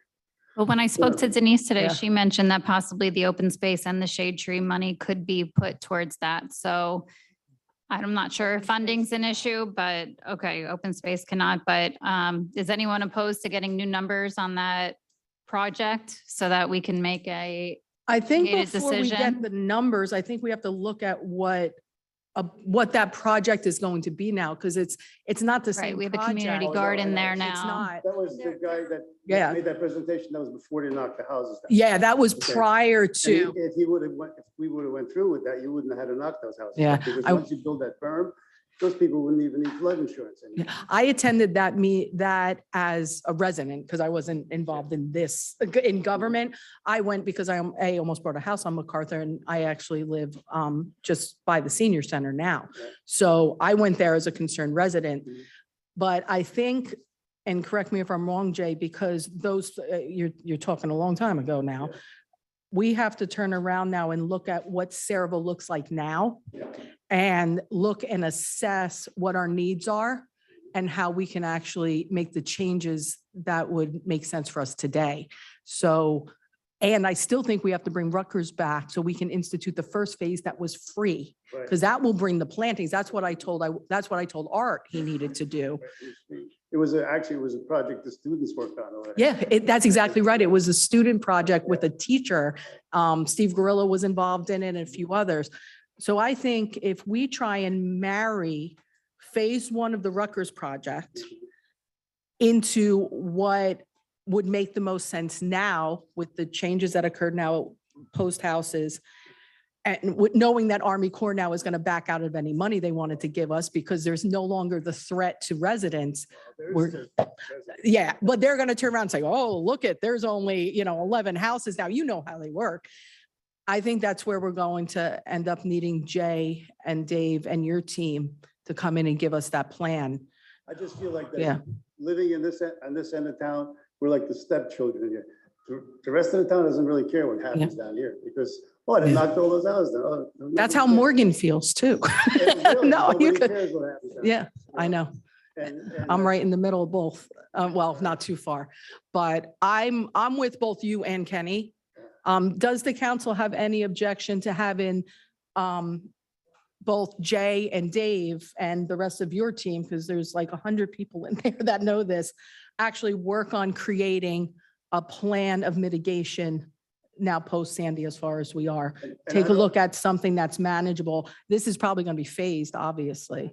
Mayor, because of the cost involved, maybe we'll resurrect what was proposed before, provide that to you. And then we can Move forward from there. Yeah. go from there. Okay, that sounds good. I know all you guys are very interested in sports and fields.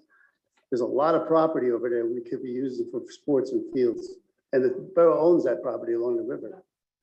Which ones over on MacArthur there? From the end of Canal Street all the way to the bridge, the borough owns that property. Is that Blue Acres? Oh, really? Or it's what? Oh, it's redevelopment You property. brought it up for the bus depot last There's a year. lot Oh, of it's property. wetlands? Oh, it's designated wetlands over there? Majority of property. Majority.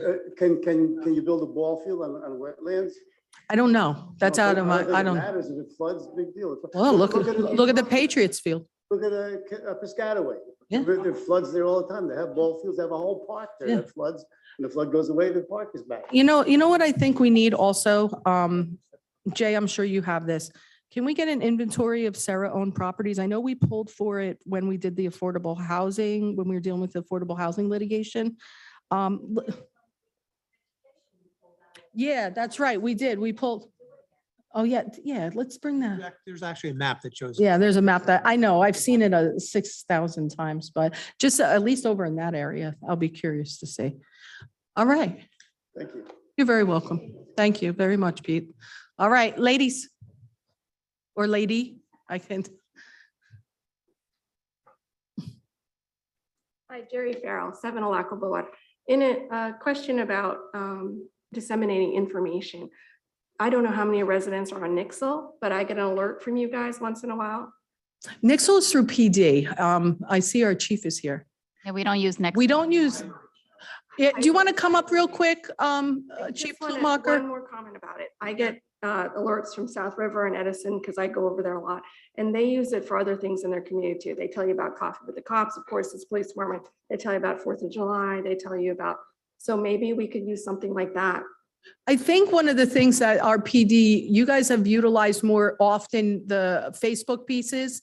And then we coordinate with you guys for Borough Blast when needed. Can I steal you up here for 1 second, Chief?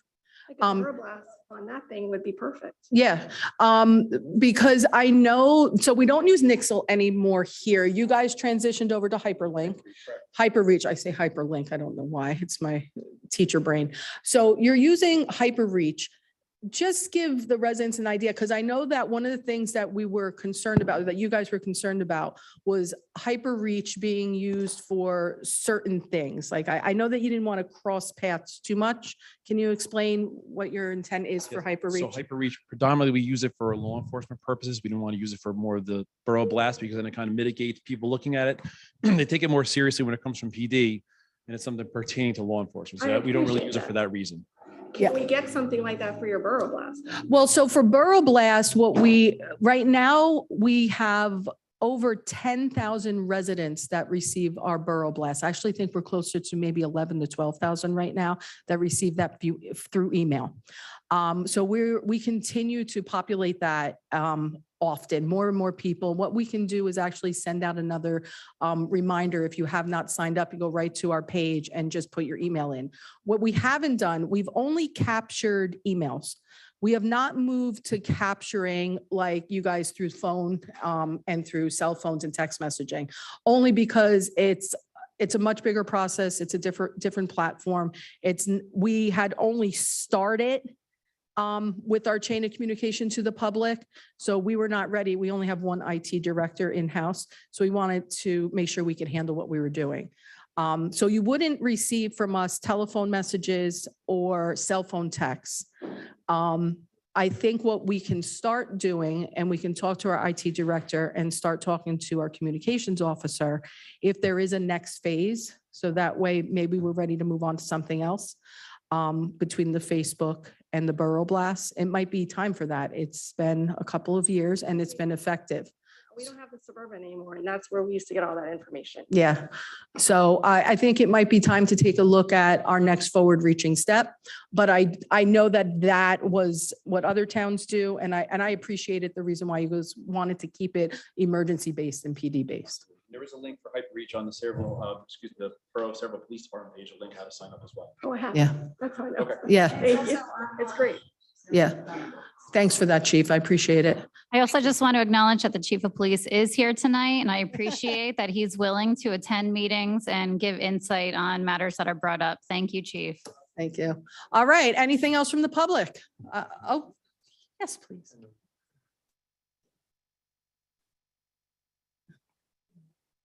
Oh, did you want to see? There was You know, you made us laugh last time too. Yeah, I know. The light. Galip Syed, 3 Sophie Street, Harlem, New Jersey. I'm here to talk about you started the grant, and as a citizen, I don't know how many people have said anything about it.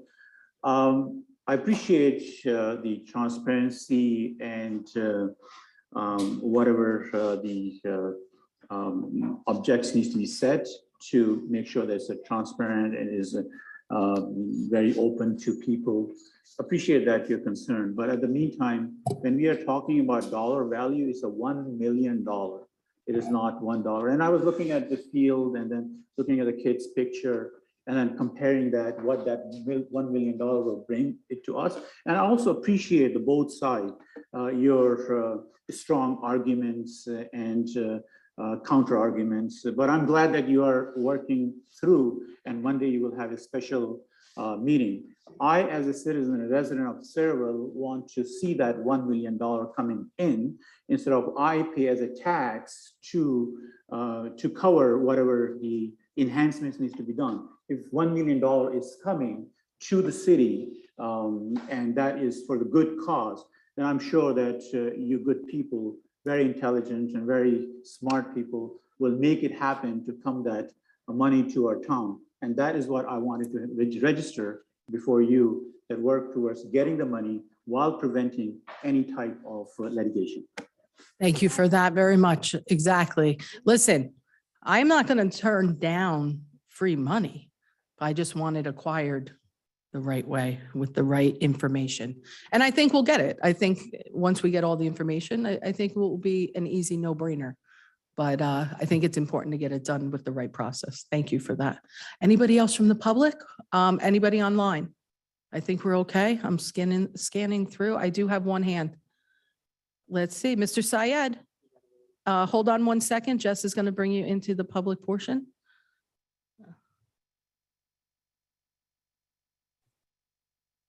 Let me know, Jess, when you're ready. Okay, Mr. Syed, you're back in. Name and address, please. Good evening, Mayor and the council. This is Syed Ali from 44 Kears Street, Woodside. I'm so sorry I joined a little late today, so I'm not sure if this is the public segment where we can bring in any topic. It is. It is. And if someone already spoke about it, again, I'm sorry for the repeat question, but recently we have had at least a couple of burglary incidents in our neighborhood in the Woodside area. And I just heard that our police chief is here. I know it is very difficult to be, 100% positive that we can prevent these incidents from happening. But at the same time, I need to know, as police chief or the borough, what are we doing to prevent these incidents from happening? This was, I think there were 2 incidents back to back on Thursday and Friday nights in the same neighborhood, which is very scary. We thought we're one of the safest neighborhood, Woodside area of Sayreville. If it is happening here, perhaps it is happening in other areas, and I don't know how much of it is reported. So I just need to know what our officials and security officials, especially the police department, is doing to prevent these incidents from happening. Okay, thank you for that question. Hold on one second. Chief, did you want to come back? You went back too far. Stay closer. No. Sure, Mayor. So the burglary incidents Mr. Sayed's talking about did occur in Woodside over the weekend. So Saturday morning, Friday night, and Saturday morning, we had a resident report that a burglary to his home, his garage was left open overnight. His security cameras did catch individuals entering his garage, trying to get into the house. He had a high-end vehicle that is targeted by these burglary crews right now in New Jersey at his residence. So like I said, they tried to get in and get the keys to steal the car. They were unsuccessful. Once we heard this wasn't our normal where people go around and pull doors on unlocked cars, which is an issue, right? We saw a resident lock their car, but this is different, right? They entered a house. Right. So we put it out right away. Our detective bureau put out a detailed description of our suspect and our suspect vehicles. We collaborated with some different agencies throughout the state. Right now, this is an ongoing issue, believe it or not, in our area especially. So it's from North Jersey, about Essex County, all the way down the Route 9 corridor. This crew actually pulled off another job earlier that night in Monmouth County. We were able to tie them to that. We haven't made any arrests yet, but we're working on it actively. It's an ongoing investigation. Like I said, we did flood the area with patrol after that happened. The next night it did happen again in Woodside as well. There was another attempt to enter a home. We believe it's the same crew. Again, we're actively working, but again, I'm sure some of the residents will tell you, because I did see on social media the amount of patrol cars in the neighborhoods. We are flooding the neighborhoods, trying to hopefully deter them completely from even coming into our neighborhoods, right? We don't want them here, if not catch them in the act. So we are actively working on this. And again, like I said, we're collaborating with other towns in our area, because like this is a crew working North Jersey all the way down the Route 9 corridor. So it's something we're well aware of, and we are actively working proactively to take steps to mitigate this. Very good. One of the things that obviously we'll do to help assist, because I know that your Facebook notifications outside of the hyper reach, we will turn around and anything that you put together as far as recommendations to residents, making them aware, recommendations of, locking garages and stuff, those common sense things that we sometimes forget about, because, Sayreville is a safe community. So sometimes we let our guard down. We can help put that out as well. So we hit like another 10,000 residents again. Just reach out. We can go through Julie or Tom and just let people know, be hyper vigilant and hyper aware. So yeah, I appreciate that. Mr. Ali, you heard it straight from the chief's mouth. Yes, thanks so much. Thanks so much, Mayor, and thanks so much, Chief. Appreciate it. Thank you. Like I said, we do have leads on this. I think That's good. It's an ongoing investigation, but we are actively working to try to solve these burglaries that Yeah. in this neighborhood. Like, this is very unusual. We really don't see this type of burglary where they enter a garage or try to enter the house. It's kind of unusual. Right. Typically, we see, like I said, in our old campaigns, 10 o'clock, hit the lock. We're gonna Hit see the that lock. once again to remind that this was different where they entered a home. So Mhm. like I said, we took it very seriously. We are flooding the residential neighborhoods with our patrol vehicles right now. That sounds great. While you're up here, I also wanted to just say thank you and thank our entire team, our police department, and all of our other agencies for successfully being a part of getting Jonathan home. Absolutely. That was a great job by everyone involved. really, really outstanding. And we were on the ground with that 24/7. I'm just glad that he's safe. And I'm glad that the family was able to sleep and really quite quickly before those heavy rains and the weather change. So hats off to you and to everybody in the police department. Yes, I do. Thank you. Thank you very much. It was a great effort actually made by the police. Very good coalition, and thank God the results were actually fruitful. So thanks, Chief Plumacher. Real quick, last thing I would just Yes. tell you, like I would put out to residents, anybody that listens to this, if you hear something, you see something, no matter how minor you think it is, give us a call. That's what we're there for. So many times we go to these burglaries the next day and the neighbor says, well, I heard something last night, but I don't want to bother you guys. Mm. Not bothering us. That's what we're here to do. Call us right Absolutely. away. We'll investigate. Absolutely. I appreciate that very much. Thank you. Thank you. Take care, Chief. All right. I do have another hand raised over here, online. I've been ignoring them. And I don't mean to. There's only been 2 hands up. Anthony, you're in the public portion. Just state your name and address, please, for the record. Oh, unmute, Anthony. You're still on mute on your end, I believe. There you go. Perfect. Anthony Spizzato, 54 Washington Road. Gotcha. Perfect. Madam Mayor and the council, I am just calling in for a quick moment. Lest folks have time to protest, I did want to let you know that today is National Coming Out Day, a day when we celebrate the courage and fearlessness of the GLBTQ+ community to live an authentic and honest life. You may not have known that, nor would you have known possibly that today, when reflecting on all the things that I have to be grateful for, you should know I thought of each of you. And today, as are the many residents of our town, I am grateful for that support and that love that you show us. Thanks for everything you do for families in our town, no matter how different we may look. Have a great night, everyone, and thank you again. Oh, thank you, Anthony. Anthony, you know what I say, live out loud, right? Live out loud. Everybody should live out loud. All right, ladies and gentlemen, I think that does it for our public portion. Online, Karen, come on up. I don't see any hands there. Very good. All right, Karen. Thank you, Mayor. You're welcome. Karen Beavers, 9 Burlington Road. In reference to living out loud, I have a question.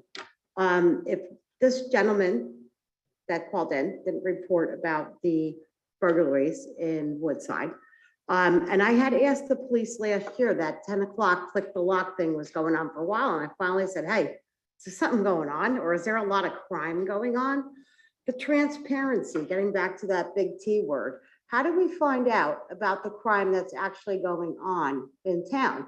Maybe people will be a little more vigilant. I mean, do we have to Oprah request that stuff? And I understand where there's investigations, but actually I saw that on Facebook that's where I got it from. Yeah, don't get your news from Facebook, but you know, we're not getting it from anywhere else. So perhaps like our public safety liaison, whoever that may be in any particular year, maybe they would be, I know Michelle had done something about like the speeding tickets, right?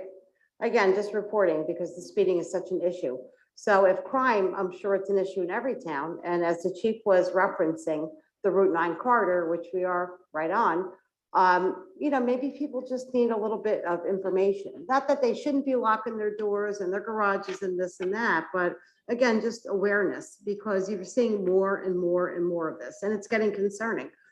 So I saw that and, you know, I had a couple of friends. I'm like, you know what, just make sure you lock your doors. Sorry, Mayor, I'd like to respond to it. And I thank you, Ms. Bieber, for coming up. If you actually watched the last meeting that we had 2 weeks ago, I did mention about theft in my report. And I mentioned that there was actually 35 in our report. And I sent the interim chief an email and he got back to me and he told me exactly the plans. And I was going to also report on it on my reports tonight also. So I have been doing my homework and I'm glad that he also came up to also answer. So public safety liaison has been doing her homework on that. Good, I'm glad to. I And think the I had a detectives lead are for on it that. too. I left for the second meeting. I'm generally here for both, Yeah. but no, thank you very much. And I think the community, you know, needs to know what's I going think on. one of the other things that we are lucky to have, and I think the best avenue for getting out to our residents, and they do, and they do a fantastic job, is our community outreach department through the police department. I know that Lieutenant Novak, am I right? I can't keep everything straight in my head sometimes. He does an excellent job when it comes to getting community information out there. I know Facebook is something they rely on heavily, but I believe that when it comes to crime and changes and increases like that, the best source for that is always through the police department. Yeah. And is it also true, Chief, that I think he's outside. That's okay. Yeah, somebody asked a question, so he didn't want to talk gotcha. during the Sorry. session. But I also understand, another very good friend of mine, he had his catalytic converter taken from White Oaks. Yeah, we've been dealing with that And a then two lot. of his other friends had that as well. Yeah. So again, a telling of the crime, again, there's power in numbers. And if people Yep. are like, wow, maybe it'd make us look a little bit harder, a little bit longer, or. Yeah. So again, in the community, working with government. So as you had stated, or the chief has Yeah. stated, so. We're very lucky. Our community outreach department, we are very lucky. Not every town has that. So I was excited when we moved to do that a number of And years it's a ago. variety of crime too, because. All over. If you recall, when the gas station on the Old Bridge side of Bordentown Avenue about 6 months ago with the armed robbery, Mhm. same week, there was a drive-by shooting in Main Street Townhomes. So Wow. we need to get our finger on the pulse of this, but thank you for your time. Thank you, Karen. Appreciate that. All right. Anybody else from the public? Seeing none? I'm waiting for it. I'd like to make a motion to close the public portion. Second. All in favor? Aye. Any opposed? Second. All in favor? All right. Yes, go ahead. Go ahead. All right, let's take a look at, this is what. You're not supposed to give.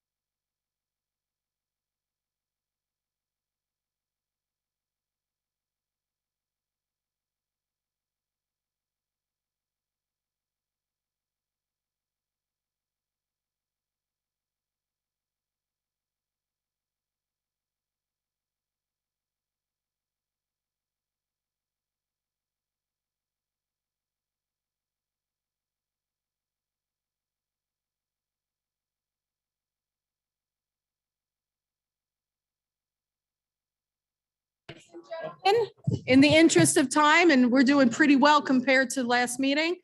And thank you, gentlemen. Thank you. We're going to get started with our second meeting. Oh, Jess is right there. We had you covered, Jess. Ladies and gentlemen, I'll ask one more time for you to please stand for a salute to our flag. I pledge allegiance to the flag of the United States of America and to the republic for which it stands, one nation, under God, indivisible, with liberty and justice for all. Thank you all very much. Statement of publication, please, Jess. Take notice that this agenda meeting of the mayor and council being held this 11th day of October 2022 has been advertised and posted in accordance with Open Public Meetings Act, Chapter 231, Public Law 1975. Roll call, please. Councilpersons Conti. Here. June 4. Here. Mar. Here. Novak. Yeah. Anoha. Here. Roberts. Here. All right, nothing under old or new business that we need to cover, so we're going to move right to committee reports. Administration and Finance, please, Councilwoman Novak. Yes, I move that I ask for approval for the licenses as it's on the agenda under 1 and 2. Is there a second? Second.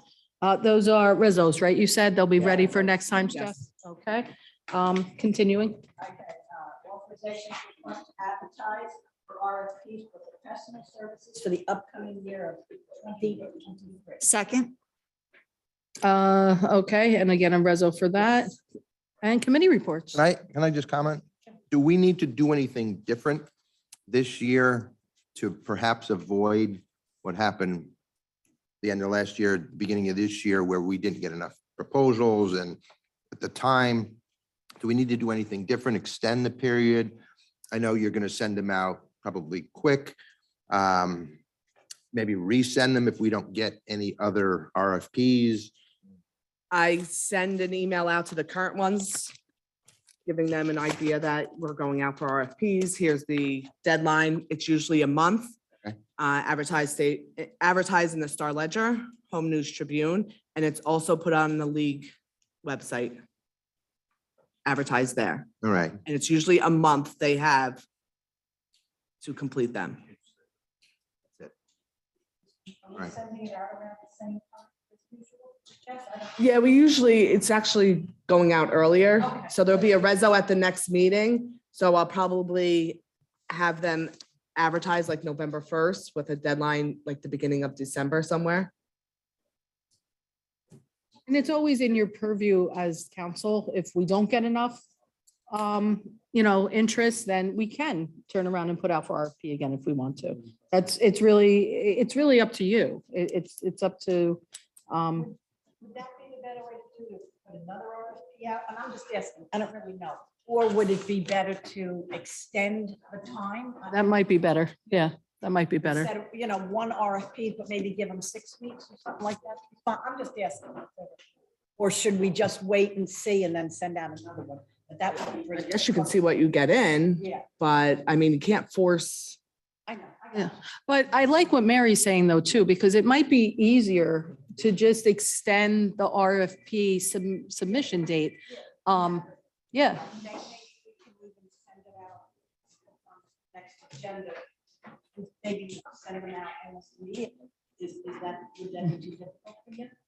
No, as soon as our next meeting is the 24th. So by the time I get it over, It's November. Mhm. Could we extend it into December a little bit? Again, I don't. like how far into December do you want to go? Mhm. That's, I know.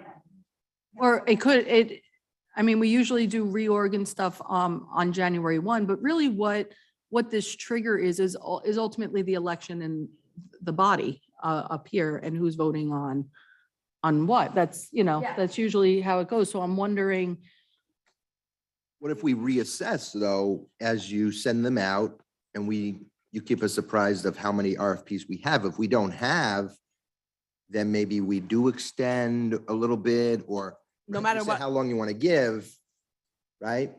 no matter what, like say the date is like, just say December 1st for it. I have to open those RFPs that we received at December 1st. If you guys want to go ahead and extend it or put another RFP out there, then that's what you would have to.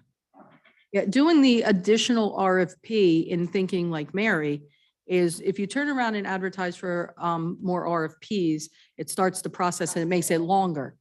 So what might be better to do is instead of turning around and putting that cutoff at December, we turn around and what you in essence have are professionals that are like, I don't want to use the word holdover, but in essence, like a holdover until maybe the second meeting in January instead of the first. Because what you have then is you may have the same council or you may have a different council.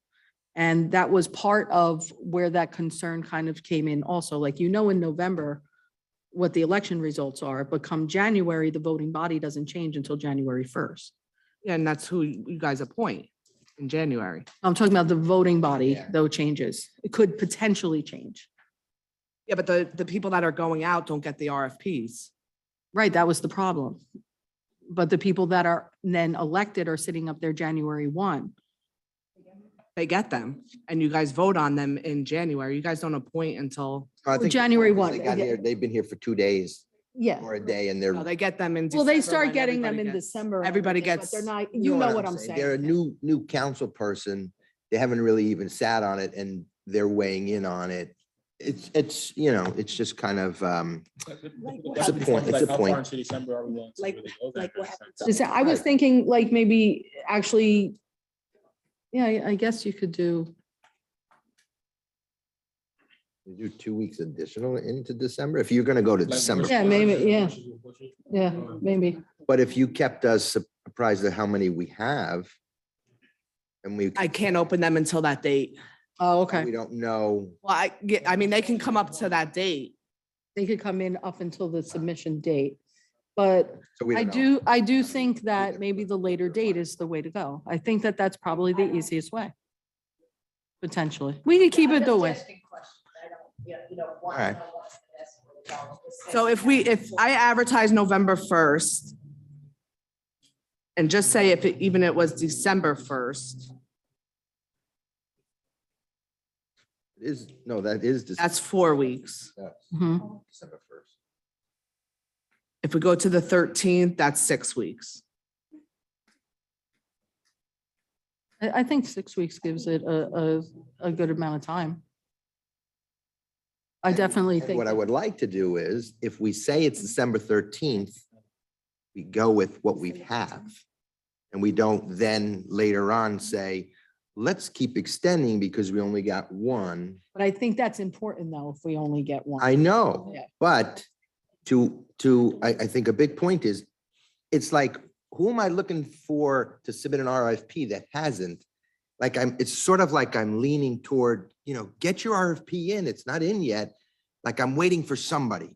If we advertise and we extend and we go 6 weeks and we get one, that's what we get. You know what I mean? It's like, I don't make a phone call and say, you didn't apply. Come on, get your thing in. We're going to extend it for you. If we extend it, we get what we get. I'm hoping that after what happened and what I put on the record, true. what everybody understands, professional appointments should never be political appointments. Mhm. I'm hoping that this past January, that message got out loud and clear. I hope that sounding board and professionals that felt like they wouldn't be entertained because of the makeup of a council. I can't force professionals to Right. put in, Right. but a lot of times professionals don't put in because they really look at where the control of the governing body is. And I think we learned this year that we're not extending the due date. So if they're not in it by the due date, that's the due date.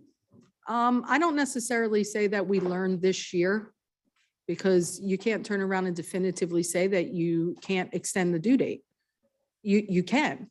So, but there's a possibility of not getting the second chance. Well, we didn't do it the right way, though. If this is the right way, talking about it now, Now. Yes. Not after the fact. Yes, exactly. that's the difference. This time around, we were like, well, we only got one, so let's extend it. And then it got all controversial. This year, we're ahead of the game. If we want to go 6 weeks instead of 4, we can do that. And then I think if professionals are looking at our meetings week in and week out, they may say, hey, you know what, maybe I have a shot because didn't something's different or. I'll be honest with you. I mean, this isn't necessarily a mechanism of due dates and RFPs. Let's call it what it is. This was political pressure to appoint professionals. That's what it was. professionals didn't put in because the makeup of the governing body was a certain way. And you had a chairman tell the mayor, you're going to appoint these professionals. That's what it is, guys. I think it was very clearly made from this microphone where I sit, that as long as I'm in the middle, that's not the way it's going to be handled. So I'm thinking that went out. I'm thinking that message went out loud and clear. I'm pretty sure there's a lot of professionals out there after the fact that were like, wow, I can't control what professionals do at the end of the day. But that's really what that was. That's really what that was. And that was a sound that I sent out a very loud message in January. That I am not just going to make appointments to professionals because the chairman sat me down and told me to do it. That's it. So hopefully we won't have to extend again. That's it. The That's other it. thing is that by law, we're only required to give them 20 days. So we're going well above. We're going above. We're going above. I think the 6-week time would probably be the max. I think 6 weeks would be the max. That would be appropriate. I think that's fair. And I think it gives, if the construction of the council changes, then that gives anybody that is new the opportunity to review and look at those RFPs as they come in. I think that would be a good time. Well, once they're open. When you guys get once- that box delivered. Yeah, when that. Yeah, yeah, oh, we know, and it's heavy. Yeah. You did? Got Yeah, it. you got the box. It was that big box, that big crate, so. Yeah. Everyone gets it. So- And so maybe- mine lines up my dining room from end to end. Mhm. So really what needs to happen is the RFP request needs to go out, excuse me, RFPs need to go out after the election. Okay, request for RFP after the election. So you want me to wait until after the election? I usually advertise November Wait a 1st. minute, when, it usually goes out when? November 1st. I advertise. Oh, November 1st, you advertise. By then, November 8th has already come. And we already know who, what the makeup of the council will be. And they will have until, at the most, going out until the 13th. December 13th. But if we went to December 1st, because that's when they can officially be opened, and then. I have to put Explain. a date. Explain. in. Yeah, that's what I mean. Like, what I'm trying to talk about what the date would be. Typically, you have them come in when? December what? Month. Okay, a month. And then they are allowed to be shared and opened with the council. There you go. 6 weeks being the max. So if that's the date that they want, then put it out there. It's up to them to then decide. I don't get a vote on that. Wait a minute. We're gonna wait until, we have to put out this now. We have to do the resolution now. Yeah, that's what we were And then saying. It's gonna be 6 weeks. Right, that's what I'm asking you to decide. That's what I'm saying. Decide what you guys want to do. You want the 4 weeks or the 6 weeks? Yeah. I think 6 weeks would be max and 4 weeks would be the shortest. Whatever. It's a, yeah. I was fine with the 4 weeks, but some people weren't, so. I mean, these people, they look for these RFPs, they know what they're doing. Yeah, they put them together. Some of them send us the same booklet they sent out without even changing the date on them. I don't know. I read them. They change, the prices always change, but the dates don't always change.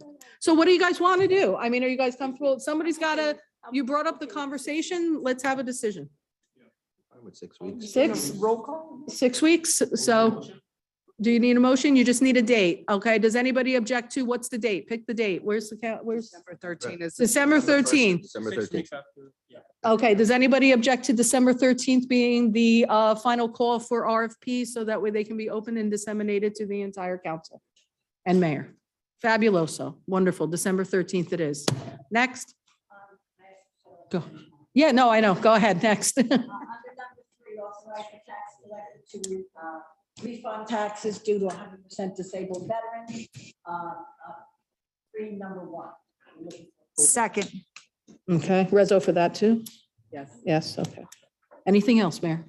Just that the last amount of funds that will be going out for the year, we passed tonight. We're already gonna start looking at next year's, budget. And, we'll also be looking at what the exact balances is in case we need to transfer funds starting with. Sounds good. Yeah, so get an earlier jump on budget for next year. Yeah, agreed. That's a good idea. Anything else, Mayor? All right, planning and zoning, Councilman Anoha. Thank you, Madam Mayor. No minutes.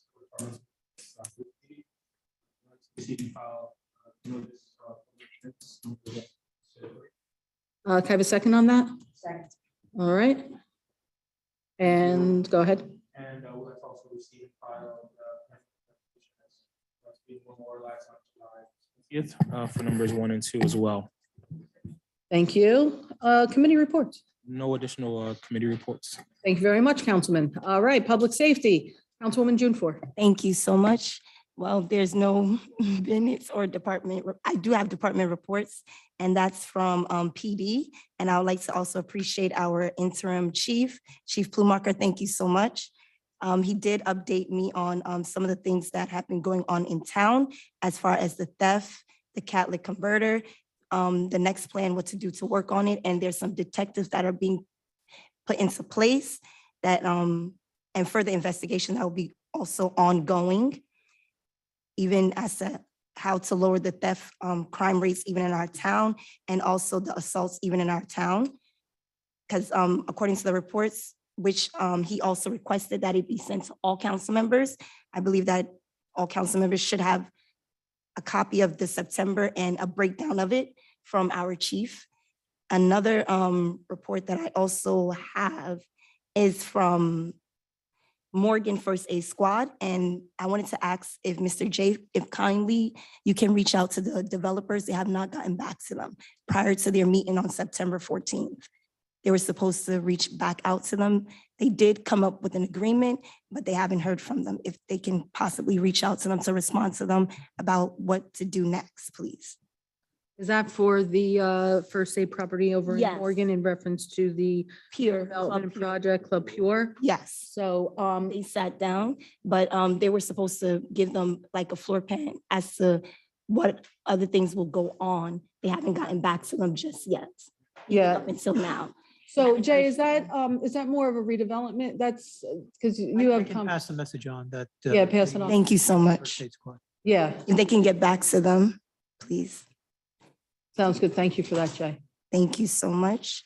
And also, I had the privilege to go to a Board of Health meeting. I sat down with the president and he raised some concerns. And I wanted to kindly ask if the council can revisit the ordinance that was just passed on TNR. Because even while I was there, the president was not excited. He brought to my attention that he sent out some letters of response to every council member. And then I did ask Ms. Jessica to forward it back to me again, which it was sent to me once again.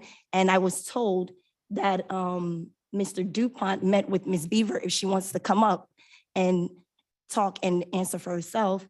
And Ms. Denise, they had a meeting, which I was not aware of in June regarding this ordinance. And there were questions and the questions weren't even brought to any of us as council members. And we voted on an ordinance that the president of, which is our employee, have huge concerns on, may possibly face the town with some litigations.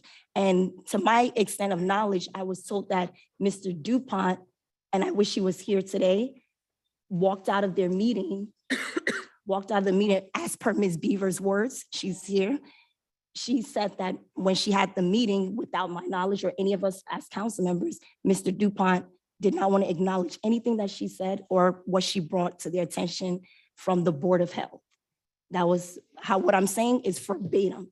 And if she disagrees, she can actually come up and. Wait. Actually, wait. I'm gonna actually caution and go over here to Ed.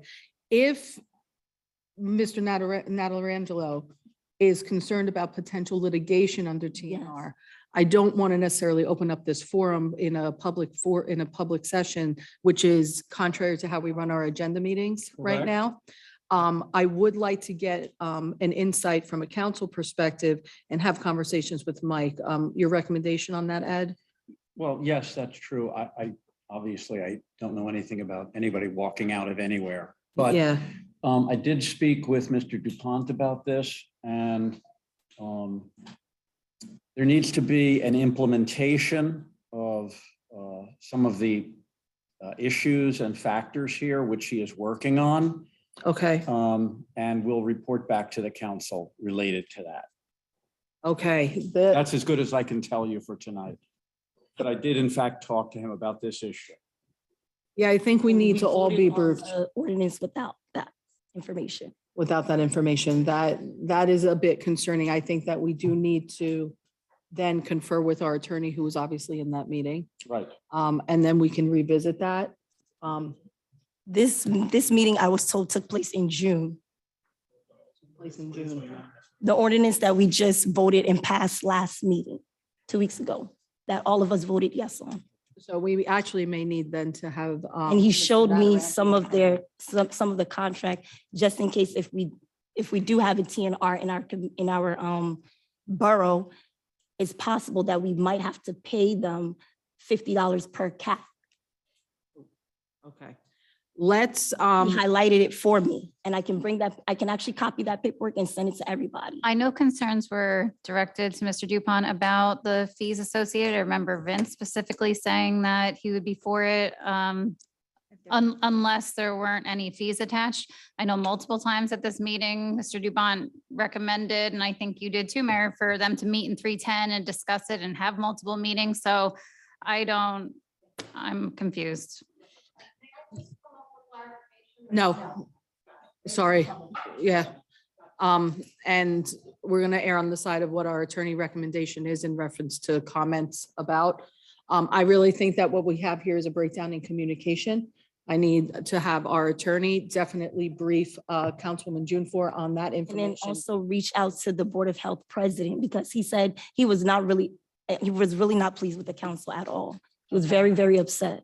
And we may need to have further conversation then with Mr. Natarek. And he's our employee. Yeah.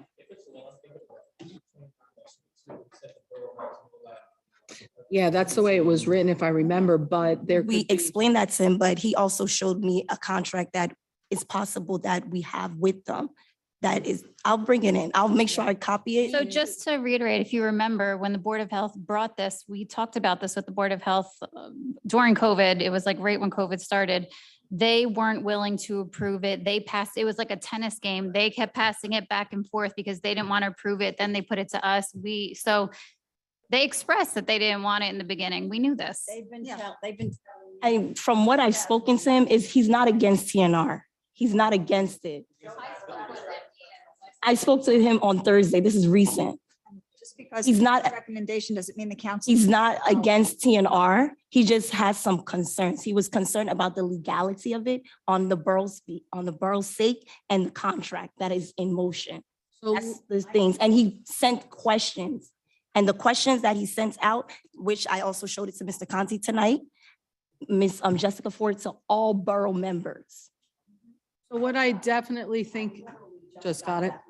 It was sent on Thursday. That was Nicole. And he sent it on June 22nd also. You're like one of these. But I don't understand. I know. That letter was not sent to us prior to the ordinance. He did. He sent it prior. I never, the first time I got it. Because when I asked him about it, he said he actually sent it multiple times to every borough member. Never saw it till yesterday. Yeah, they're even confirming. So I think our, moving forward here, this is what I would recommend. I think that we, from a council's perspective, I think you guys need to review whatever that was sent over. Obviously, we need to get more insight from Mike in reference to what Joe has concerns about, and take a look at how that may impact or change the way the council had voted initially. I think you need to hear from all sides. I think what we did have to do is probably tweak that ordinance. Probably. Yes.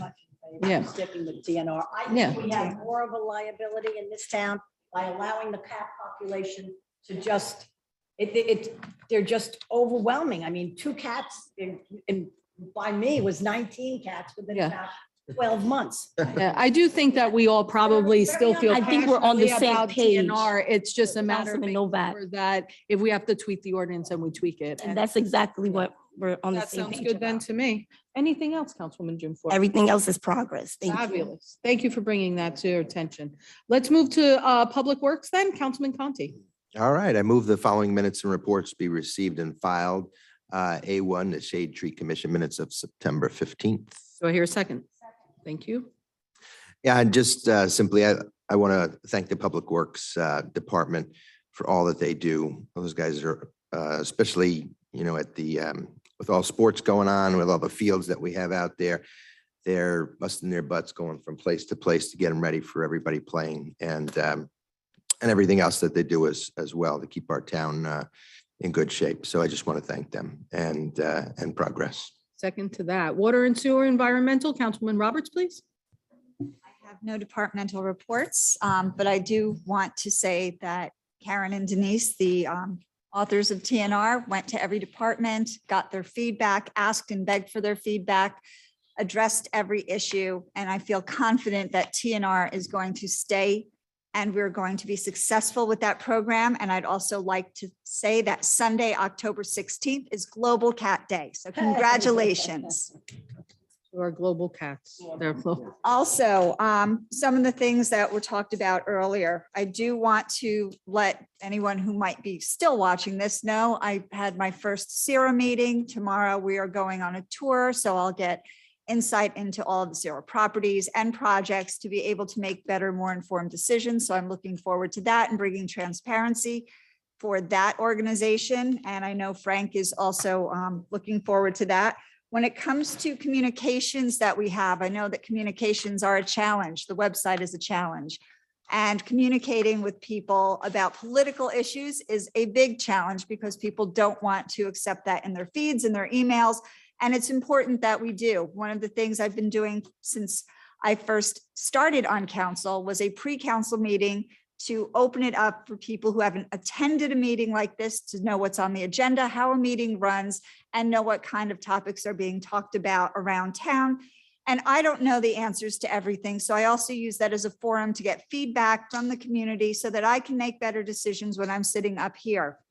Because all of us are on a learning experience and we want the best for what goes on in our town in Saraville. Also, when it comes to the website and communications, there was something called a technology board that was brought up. And I think that was a little broad when it was there, but if the technology board could come on and help with the design of the website, not take on the technology positions that Tom Bracken and his team are doing, but to actually help with some of these things that we're having difficulty with the contractor for, to build a better website, build better communications. I think that might be something that we should look into. I also want to thank the Indian community for the Navaratri event. I was unable to come this past weekend. I had a wedding out of town, but I know Mary and I attended. It was a very beautiful event for the amount of time that I could stay. And I know Dan was there with me, introducing me to people as the Board of Ed person that was there. So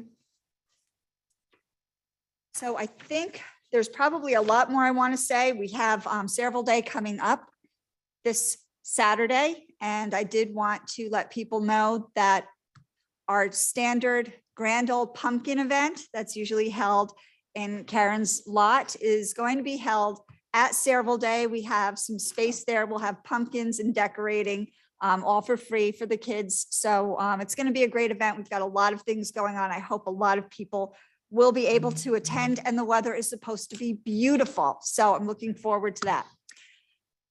I'm sure again that there's a lot more. For the last 2 years, Grand Old Pumpkin. So we'll be there. I'm sure there's probably a lot I'm forgetting, but I think that's all for today. So thank you. Thank you very much for that, Councilman Roberts. Recreation, Council President Moore, please. Thank you, Mayor. I do not have any minutes or departmental reports. As far as committee reports, Several Day was rescheduled due to a rain date for October 15th, like Donna said, as well as Hit the Bricks. We're moving the location to Kennedy Park so that we could do everything all in one location.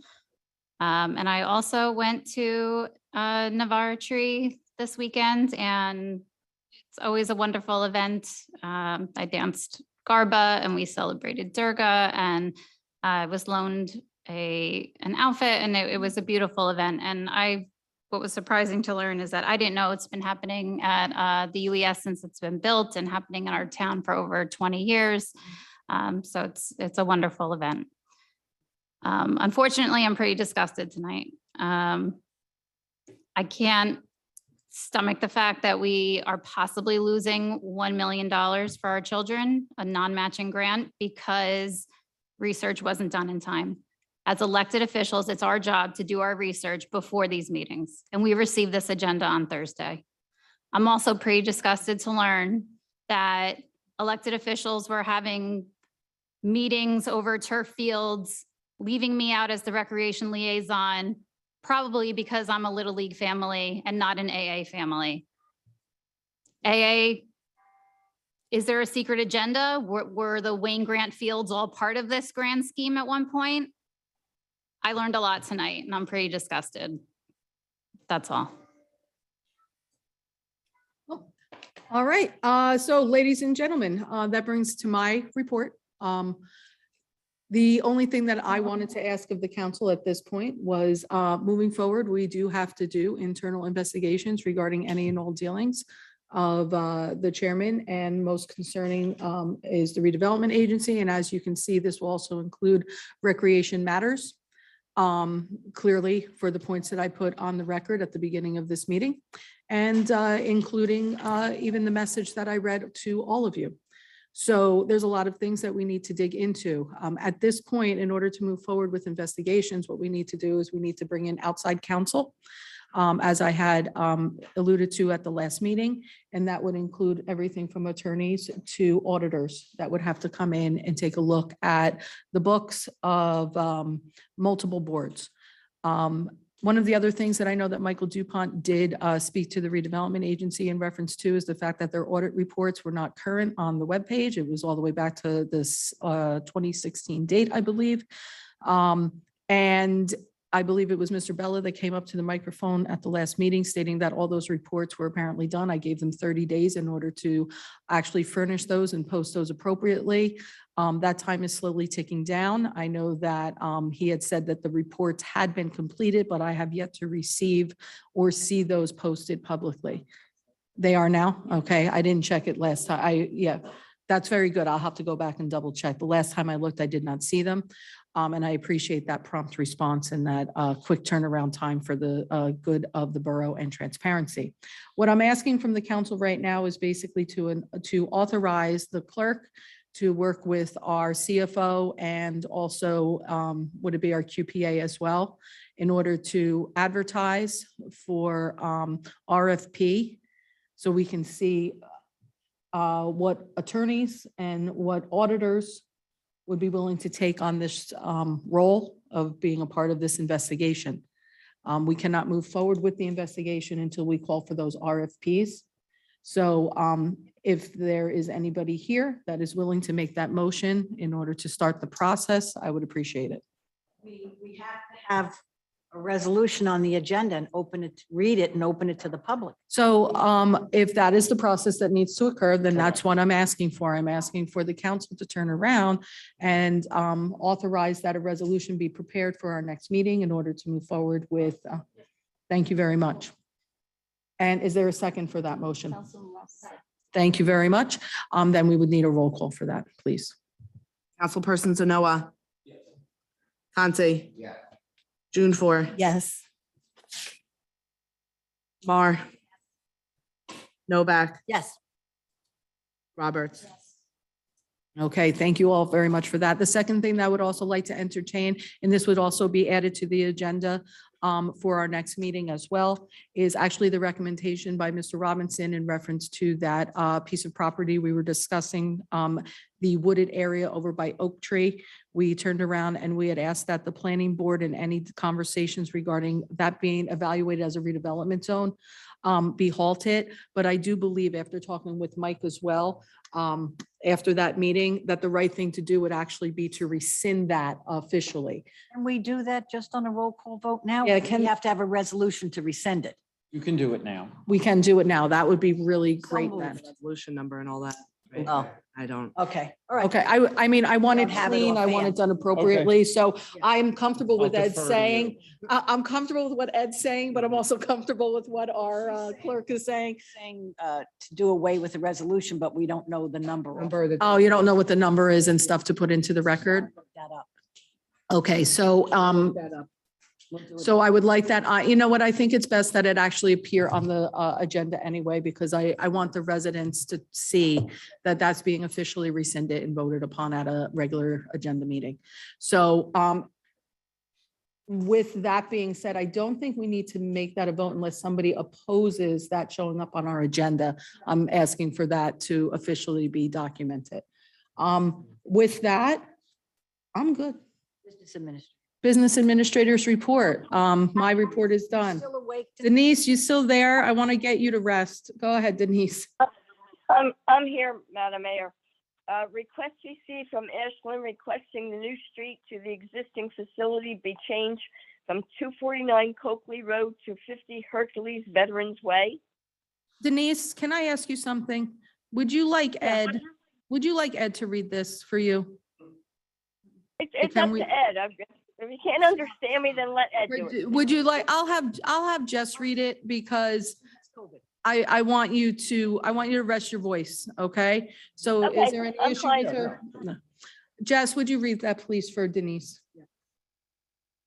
Authorization to hire an investigator to handle an employee complaint at a fee not to exceed $15,000.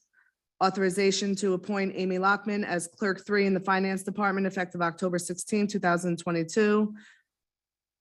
Authorization to amend the management salary ordinance to add the title System Support Technician 1. Authorization to appoint Catherine Elichko as acting tax collector from October 17, 2022 through January 16, 2023. I just want to ask, where's the regular tax? Okay, that's, I didn't know. Thank you. Thank We you. got it. On family leave. Okay, thank you, Denise. I'm sorry to have you talk. For a fee not to exceed $3,000 per month. Authorization to amend the following employee handbook policy, 2.4, use of equipment and vehicles. Let's get rid of that one. Authorization to execute a memorandum of understanding with the Port Authority of New York and New Jersey to use the range as a weapons qualification, training, and practice facility for police officers of the Port Authority Police Department. Okay, we get to make money on that. I'm a big fan, and I want to thank Captain Kiernan for giving me a call and explaining what they were able to work out together. I think this is a great thing. It gets our range in operation, but it also brings in revenue to the borough. So great job on that. Very, very good. Yeah, we updated that. So Public Works, keep going. Authorization to negotiate with dealerships and/or Ford if no bids are received for a second time. Authorization to award a contract to Pumping Services Incorporated of Middlesex, New Jersey for replacement of 2 pump station grinders, frames, and controls through Passaic Valley Sewage Commission, contract BB 331-12 in an amount not to exceed $55,546.60. All right, thank you very much. Denise, do you have anything that you need to add under your report? I have nothing, Madam Mayor. Thank you. Oh, you're very welcome. And Denise, please feel better, okay? Get lots and lots of rest. Okay, go to sleep. Borough Engineer Jay. Thank you very much. Borough Attorney Ed. No report, thank you. Thank you. No need for executive. That brings us to the public portion. We don't have many in attendance, but we do have a hand. Come on up, Jim. Thank you, Mayor. Jim Robinson, 11 Burrell Square. I thank you for the action you did on rescinding the resolution with regard to that wooded area next to Oak Tree. And I would just urge you going forward to move a little bit more slowly when it comes to referring things to Sarah. I'm starting to pay a little bit more attention to things there. I attended their meeting. Attended a lot of public meetings in my day. I was a little surprised at that one. They don't even read a resolution to go into executive session. I did broach that conversation with our attorney as well, because I too did see that. And it is very concerning. When we enter into executive session here, there are certain rules that we need to follow by law. There needs to be a resolution read, and you also need to identify what it is you're going to discuss. And that's not being done appropriately at the agency Yeah, level. and you know, that's not just a formality. Years ago, I sued the County Board of Elections pro se because they didn't read the resolution to go into executive session, and everything they did that meeting was thrown out. To my benefit, of course. Yeah. So they have to take that stuff seriously. So, you know, the Sarah, and they do wonderful, they have a great purpose, they can do great things. Let me put it to you that way. They think their obligation is solely to raise money for the town. As I said before, there needs to be balance. I mean, left to my own devices, I could think of a lot of ways to raise money for the town. It wouldn't be so good. So there has to be that balance. So I would urge you to go a little bit slower. Councilman Noha, I know the last 2 weeks you've been very, very, very busy with that cute little guy you showed me a picture of. But do you happen to know what the development ordinance that Old Bridge is passing is, and if it impacts our town? It was on your report. I'm sorry, I can't hear you. The upcoming public hearing they're having this coming week? Yes, that one. Not off head, but I'll be glad to get to you. Okay, well, I mentioned that once before, a while ago, when you first got elected. It's important that we know these. We have to be notified for a reason. And it's because what they do impacts us. So those things ought not to just be received and filed. We ought to know what they're doing. And if there's reason to object, we ought to object. We know they're going to object to some things that Sarah might do. Councilwoman Roberts, you talked about the Sarah tour tomorrow. To whom is that open? Is that open to all the Sarah members? No, it is not. We're not going to have a quorum. It's going to be a very small group. I think only 2 Sarah members. Only 2 Sarah members, okay. If there's a third one, I will let you know that a third one attended. Okay, and as I mentioned at the meeting, the law doesn't say quorum. The law says effective majority, and there's a difference. And if there is an effective majority, I will step down and cancel it. Okay, good, because as you know, the executive director said, when I asked at the meeting, he said it was open to everybody. And but that's the definition of a meeting. Now, to everyone on Sarah could go on that tour, not at the same time, but they're welcome to be scheduled. But if it is Schedule it. open to them, it's a meeting. Whether Not they at the show same up or time. not, doesn't matter. No, we're not scheduling it together as a meeting. Okay, all right. Everybody has the opportunity to call Well, and say, let me "I'd like suggest to go." you, if Sarah is doing such wonderful things, why don't you have public meetings and do public tours? The planning I board. just when I might was the do chairman a of the planning public board, used to tour. Hire a bus. I might hire a bus and take And we'd you go around. and take a look at things, and we advertised it, and it was open to the public. And I Great think that idea. might be something I would probably Okay, step good. up and do. That would be a great thing. As soon as I find out where the tour goes, I'd be happy to take them. Okay, thank you. The third, and I'm going to try and move along quickly. The authorization to execute a memorandum of understanding with the Port Authority of New York, New Jersey to use the range for weapons qualification. I think the police department of the Port Authority of New York and New Jersey has something like 2,400 officers. Is this the range that's on the well fields? This is actually the well that's on the range field. It is not that inclusive. As a matter of fact, I don't know if Chief Plumacher, do you have the details of that, or is it better to defer over to Captain Kieran? Yeah, I spoke to him. I can speak a little bit on it because I asked similar questions to Well, and you. I'll tell you what my concern is, and it might help you in your response. Years ago, when the Saraville PD used that range, and I guess we were using the well fields for our water then, the planning board on its tour, on its bus tour, said, you know what, maybe it's not such a good idea to be shooting lead into the well fields. And that was stopped for a while, and I don't know if they took some dirt out, put down a membrane, put something there, so that's the concern. Now there's a backstop now, correct, Jay? I remember that. They pulled back in the 90s. Chase.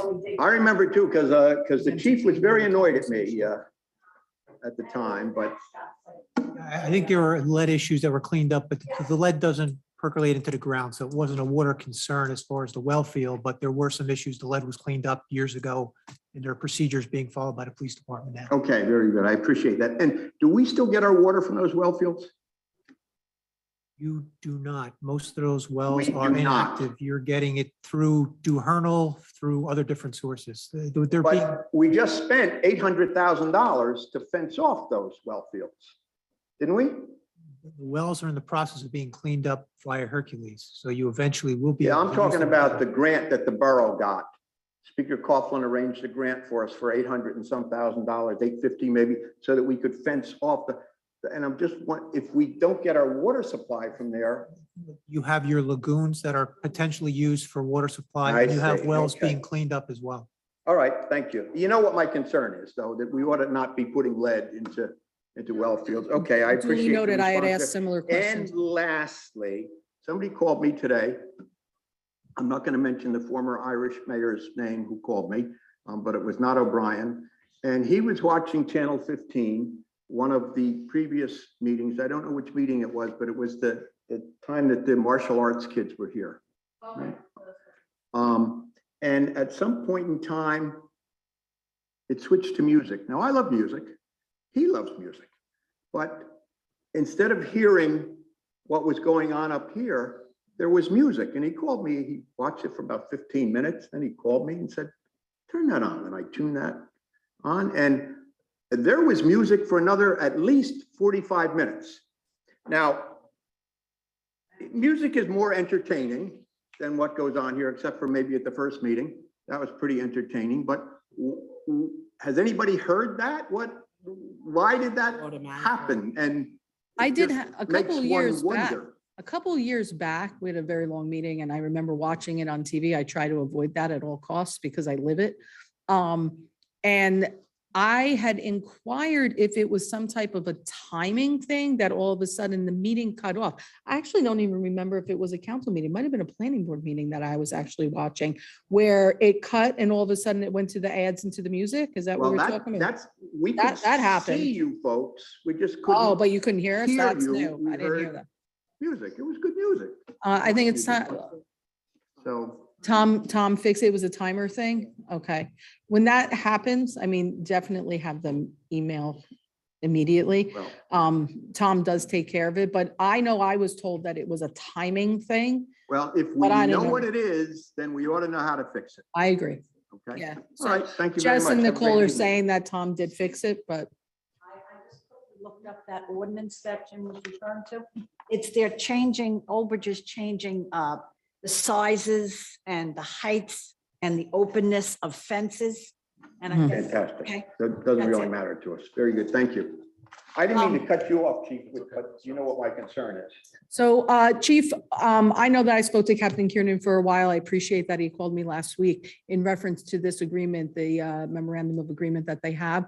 Would you just, I think he already spoke to Councilman June 4. I don't know if he spoke to anybody else. And also on This Monday. is a really, I think it's a really good opportunity. And I know he spoke to the CFO as well. I did have one question that I'll follow up with him on, but go ahead. So just real brief synopsis. So Port Authority reached out. Their range that they currently do use is under construction. So they also use different ranges throughout New Jersey for their qualifications for their officers.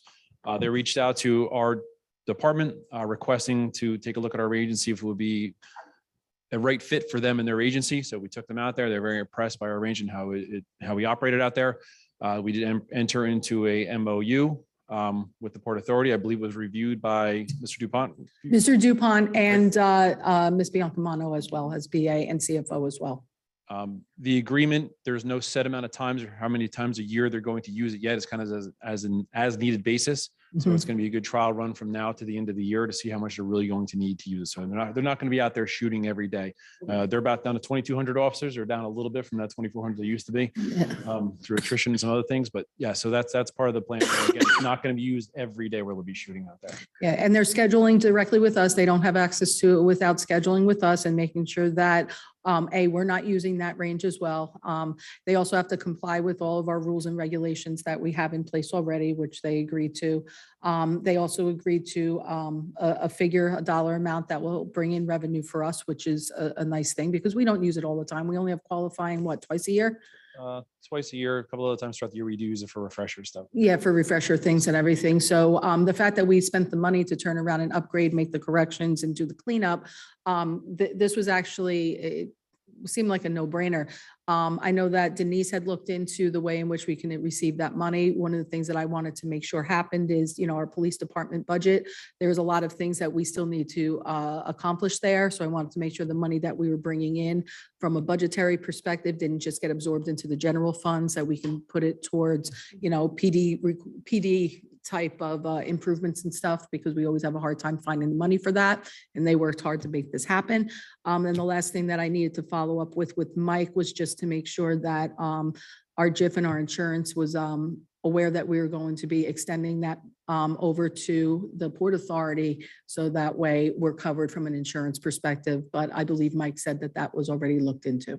Correct. That's what I understand as well. Yes. So Yes, Mayor. I'm so sorry. From what Captain Kernan told me is that anything liability, they will carry on. they're carrying. That the borough will not be liable at all. They have their own insurance and everything. We will not be liable whatsoever. They signed a hold harmless agreement. Yes. So, so that was it. I thought that was really well done, and I appreciate the work that went. Captain Kiernan worked very hard on that. I have to give He him credit did. for where credit is due. He did a very good job with that. He really did. Thanks, Chief. Do we have to supply a range officer? Will they supply one? So, like I said, we're going to roll this out from now to the end of the year. They're supplying their own range personnel. Okay. However, we're going to have some of our, have a officer from our agency out there to kind of get them things kicked Yeah, off and see okay. how it flows. And we'll reassess as we come to the end of the year and see how much they really have needed to use the range. Thank you. Yeah, Yeah, great question? work. Thanks again, Chief. Absolutely. All right. Always makes me happy. Let's see, that brings us now all the way down to any more comments from the public? Ms. Bieber?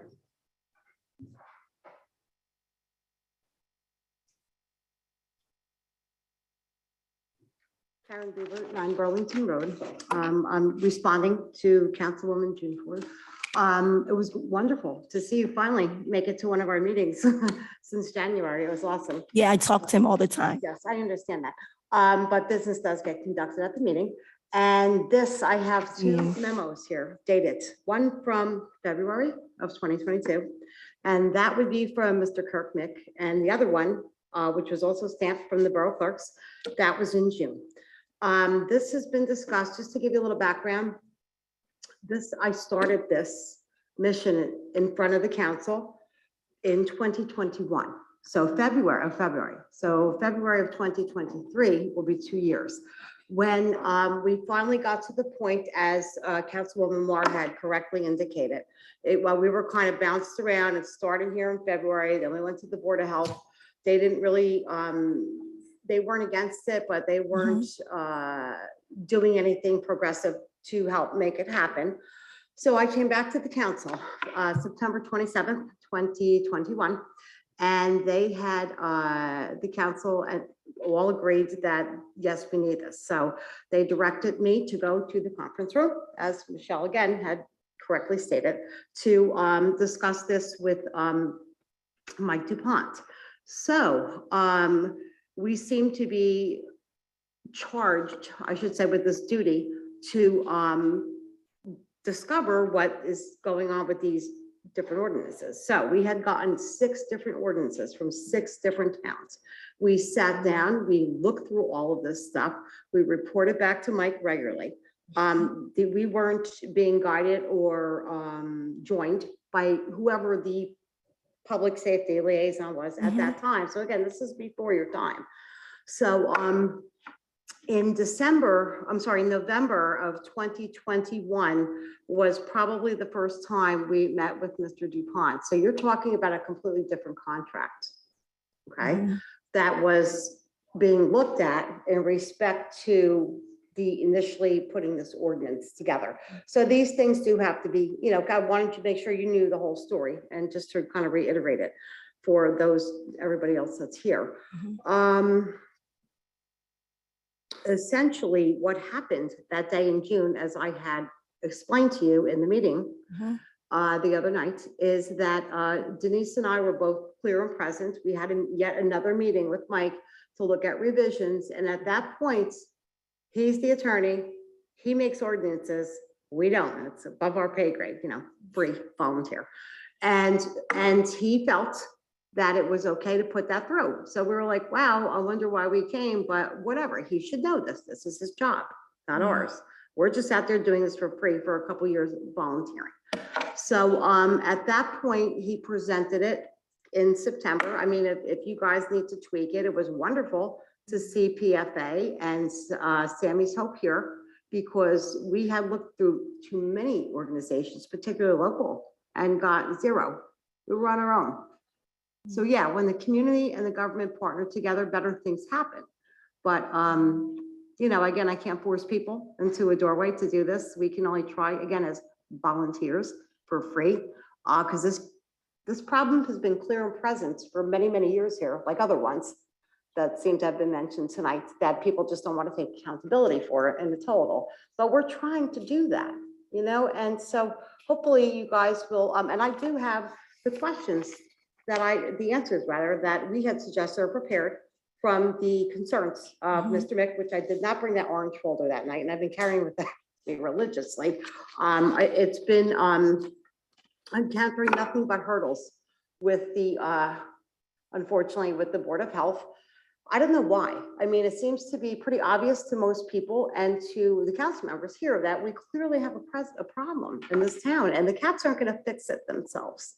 So, we definitely needed to take that next step, and I'm glad we did. But I just wanted to clarify what's happened and how it happens and how we got to this point. Karen didn't just come in and say, hey, this has to get done, and I had no idea. I took direction from the mayor and the council, and obviously the borough attorney that was here. So that's the man that would write the person that would write the ordinance. So, okay, do you have any other questions or concerns or blank spots that need to be filled in, or? No blind spots whatsoever. As far as the whole involvement here. It's But been a I really journey. think It's that almost- both of us can work together, like Absolutely. Yeah, well, we had with no our problem doing that last employees year, did we? and We had no TNR. problem doing that last Yeah, year. I don't think that he has any Yeah. problem with TNR, but I just thought that his concerns that he wrote out should have been addressed too. And Yeah. he obviously did. And he's send it. speaking on Maybe it behalf wasn't of the seen, but borough. That was not my responsibility. So whether the council members addressed it or not, obviously for 6 diligent people like this, for nobody to respond, that kind of raises a red flag to me as well. So. Sure, from many perspectives, there's red flags from many sides. But as you rightfully noted, it's a teamwork, team effort. On the community standpoint, as you rightfully said, we're volunteers. There are multiple volunteers, not just one person. There are multiple, and we're hearing reports from other individuals who have rank, right? And we want to make sure that the communication within the body, and it's not just within our town. There are many commissions and boards that sometimes there are multiple voices we hear from one body. It's not appropriate. And it's from a governmental standpoint, it's our due diligence again, to make sure that we're all on the same page so we can move together as one. So, I think that, it's a good thing that we're And doing. this is why Denise and I filed applications for a potential appointment to a committee that would essentially be formed by you to offer again our free services and years of expertise.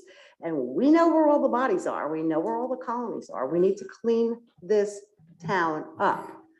So, yeah, Yep. well, you know what? That's why I'm still standing here again yeah. for free, in support of the things that I am passionate about, and that that I'm concerned about in the community. So Yeah. as you've heard me. Just gotta do it the right voice way. that Yeah. for the Thank you, past Karen. couple years. We're grateful. All right, I thank you, appreciate everyone. it. Thanks, Karen. All right, ladies and gentlemen, without anything left on our agenda, and does not appear we have any additional comments from the public, I will entertain a motion to close the public portion and adjourn our agenda meeting.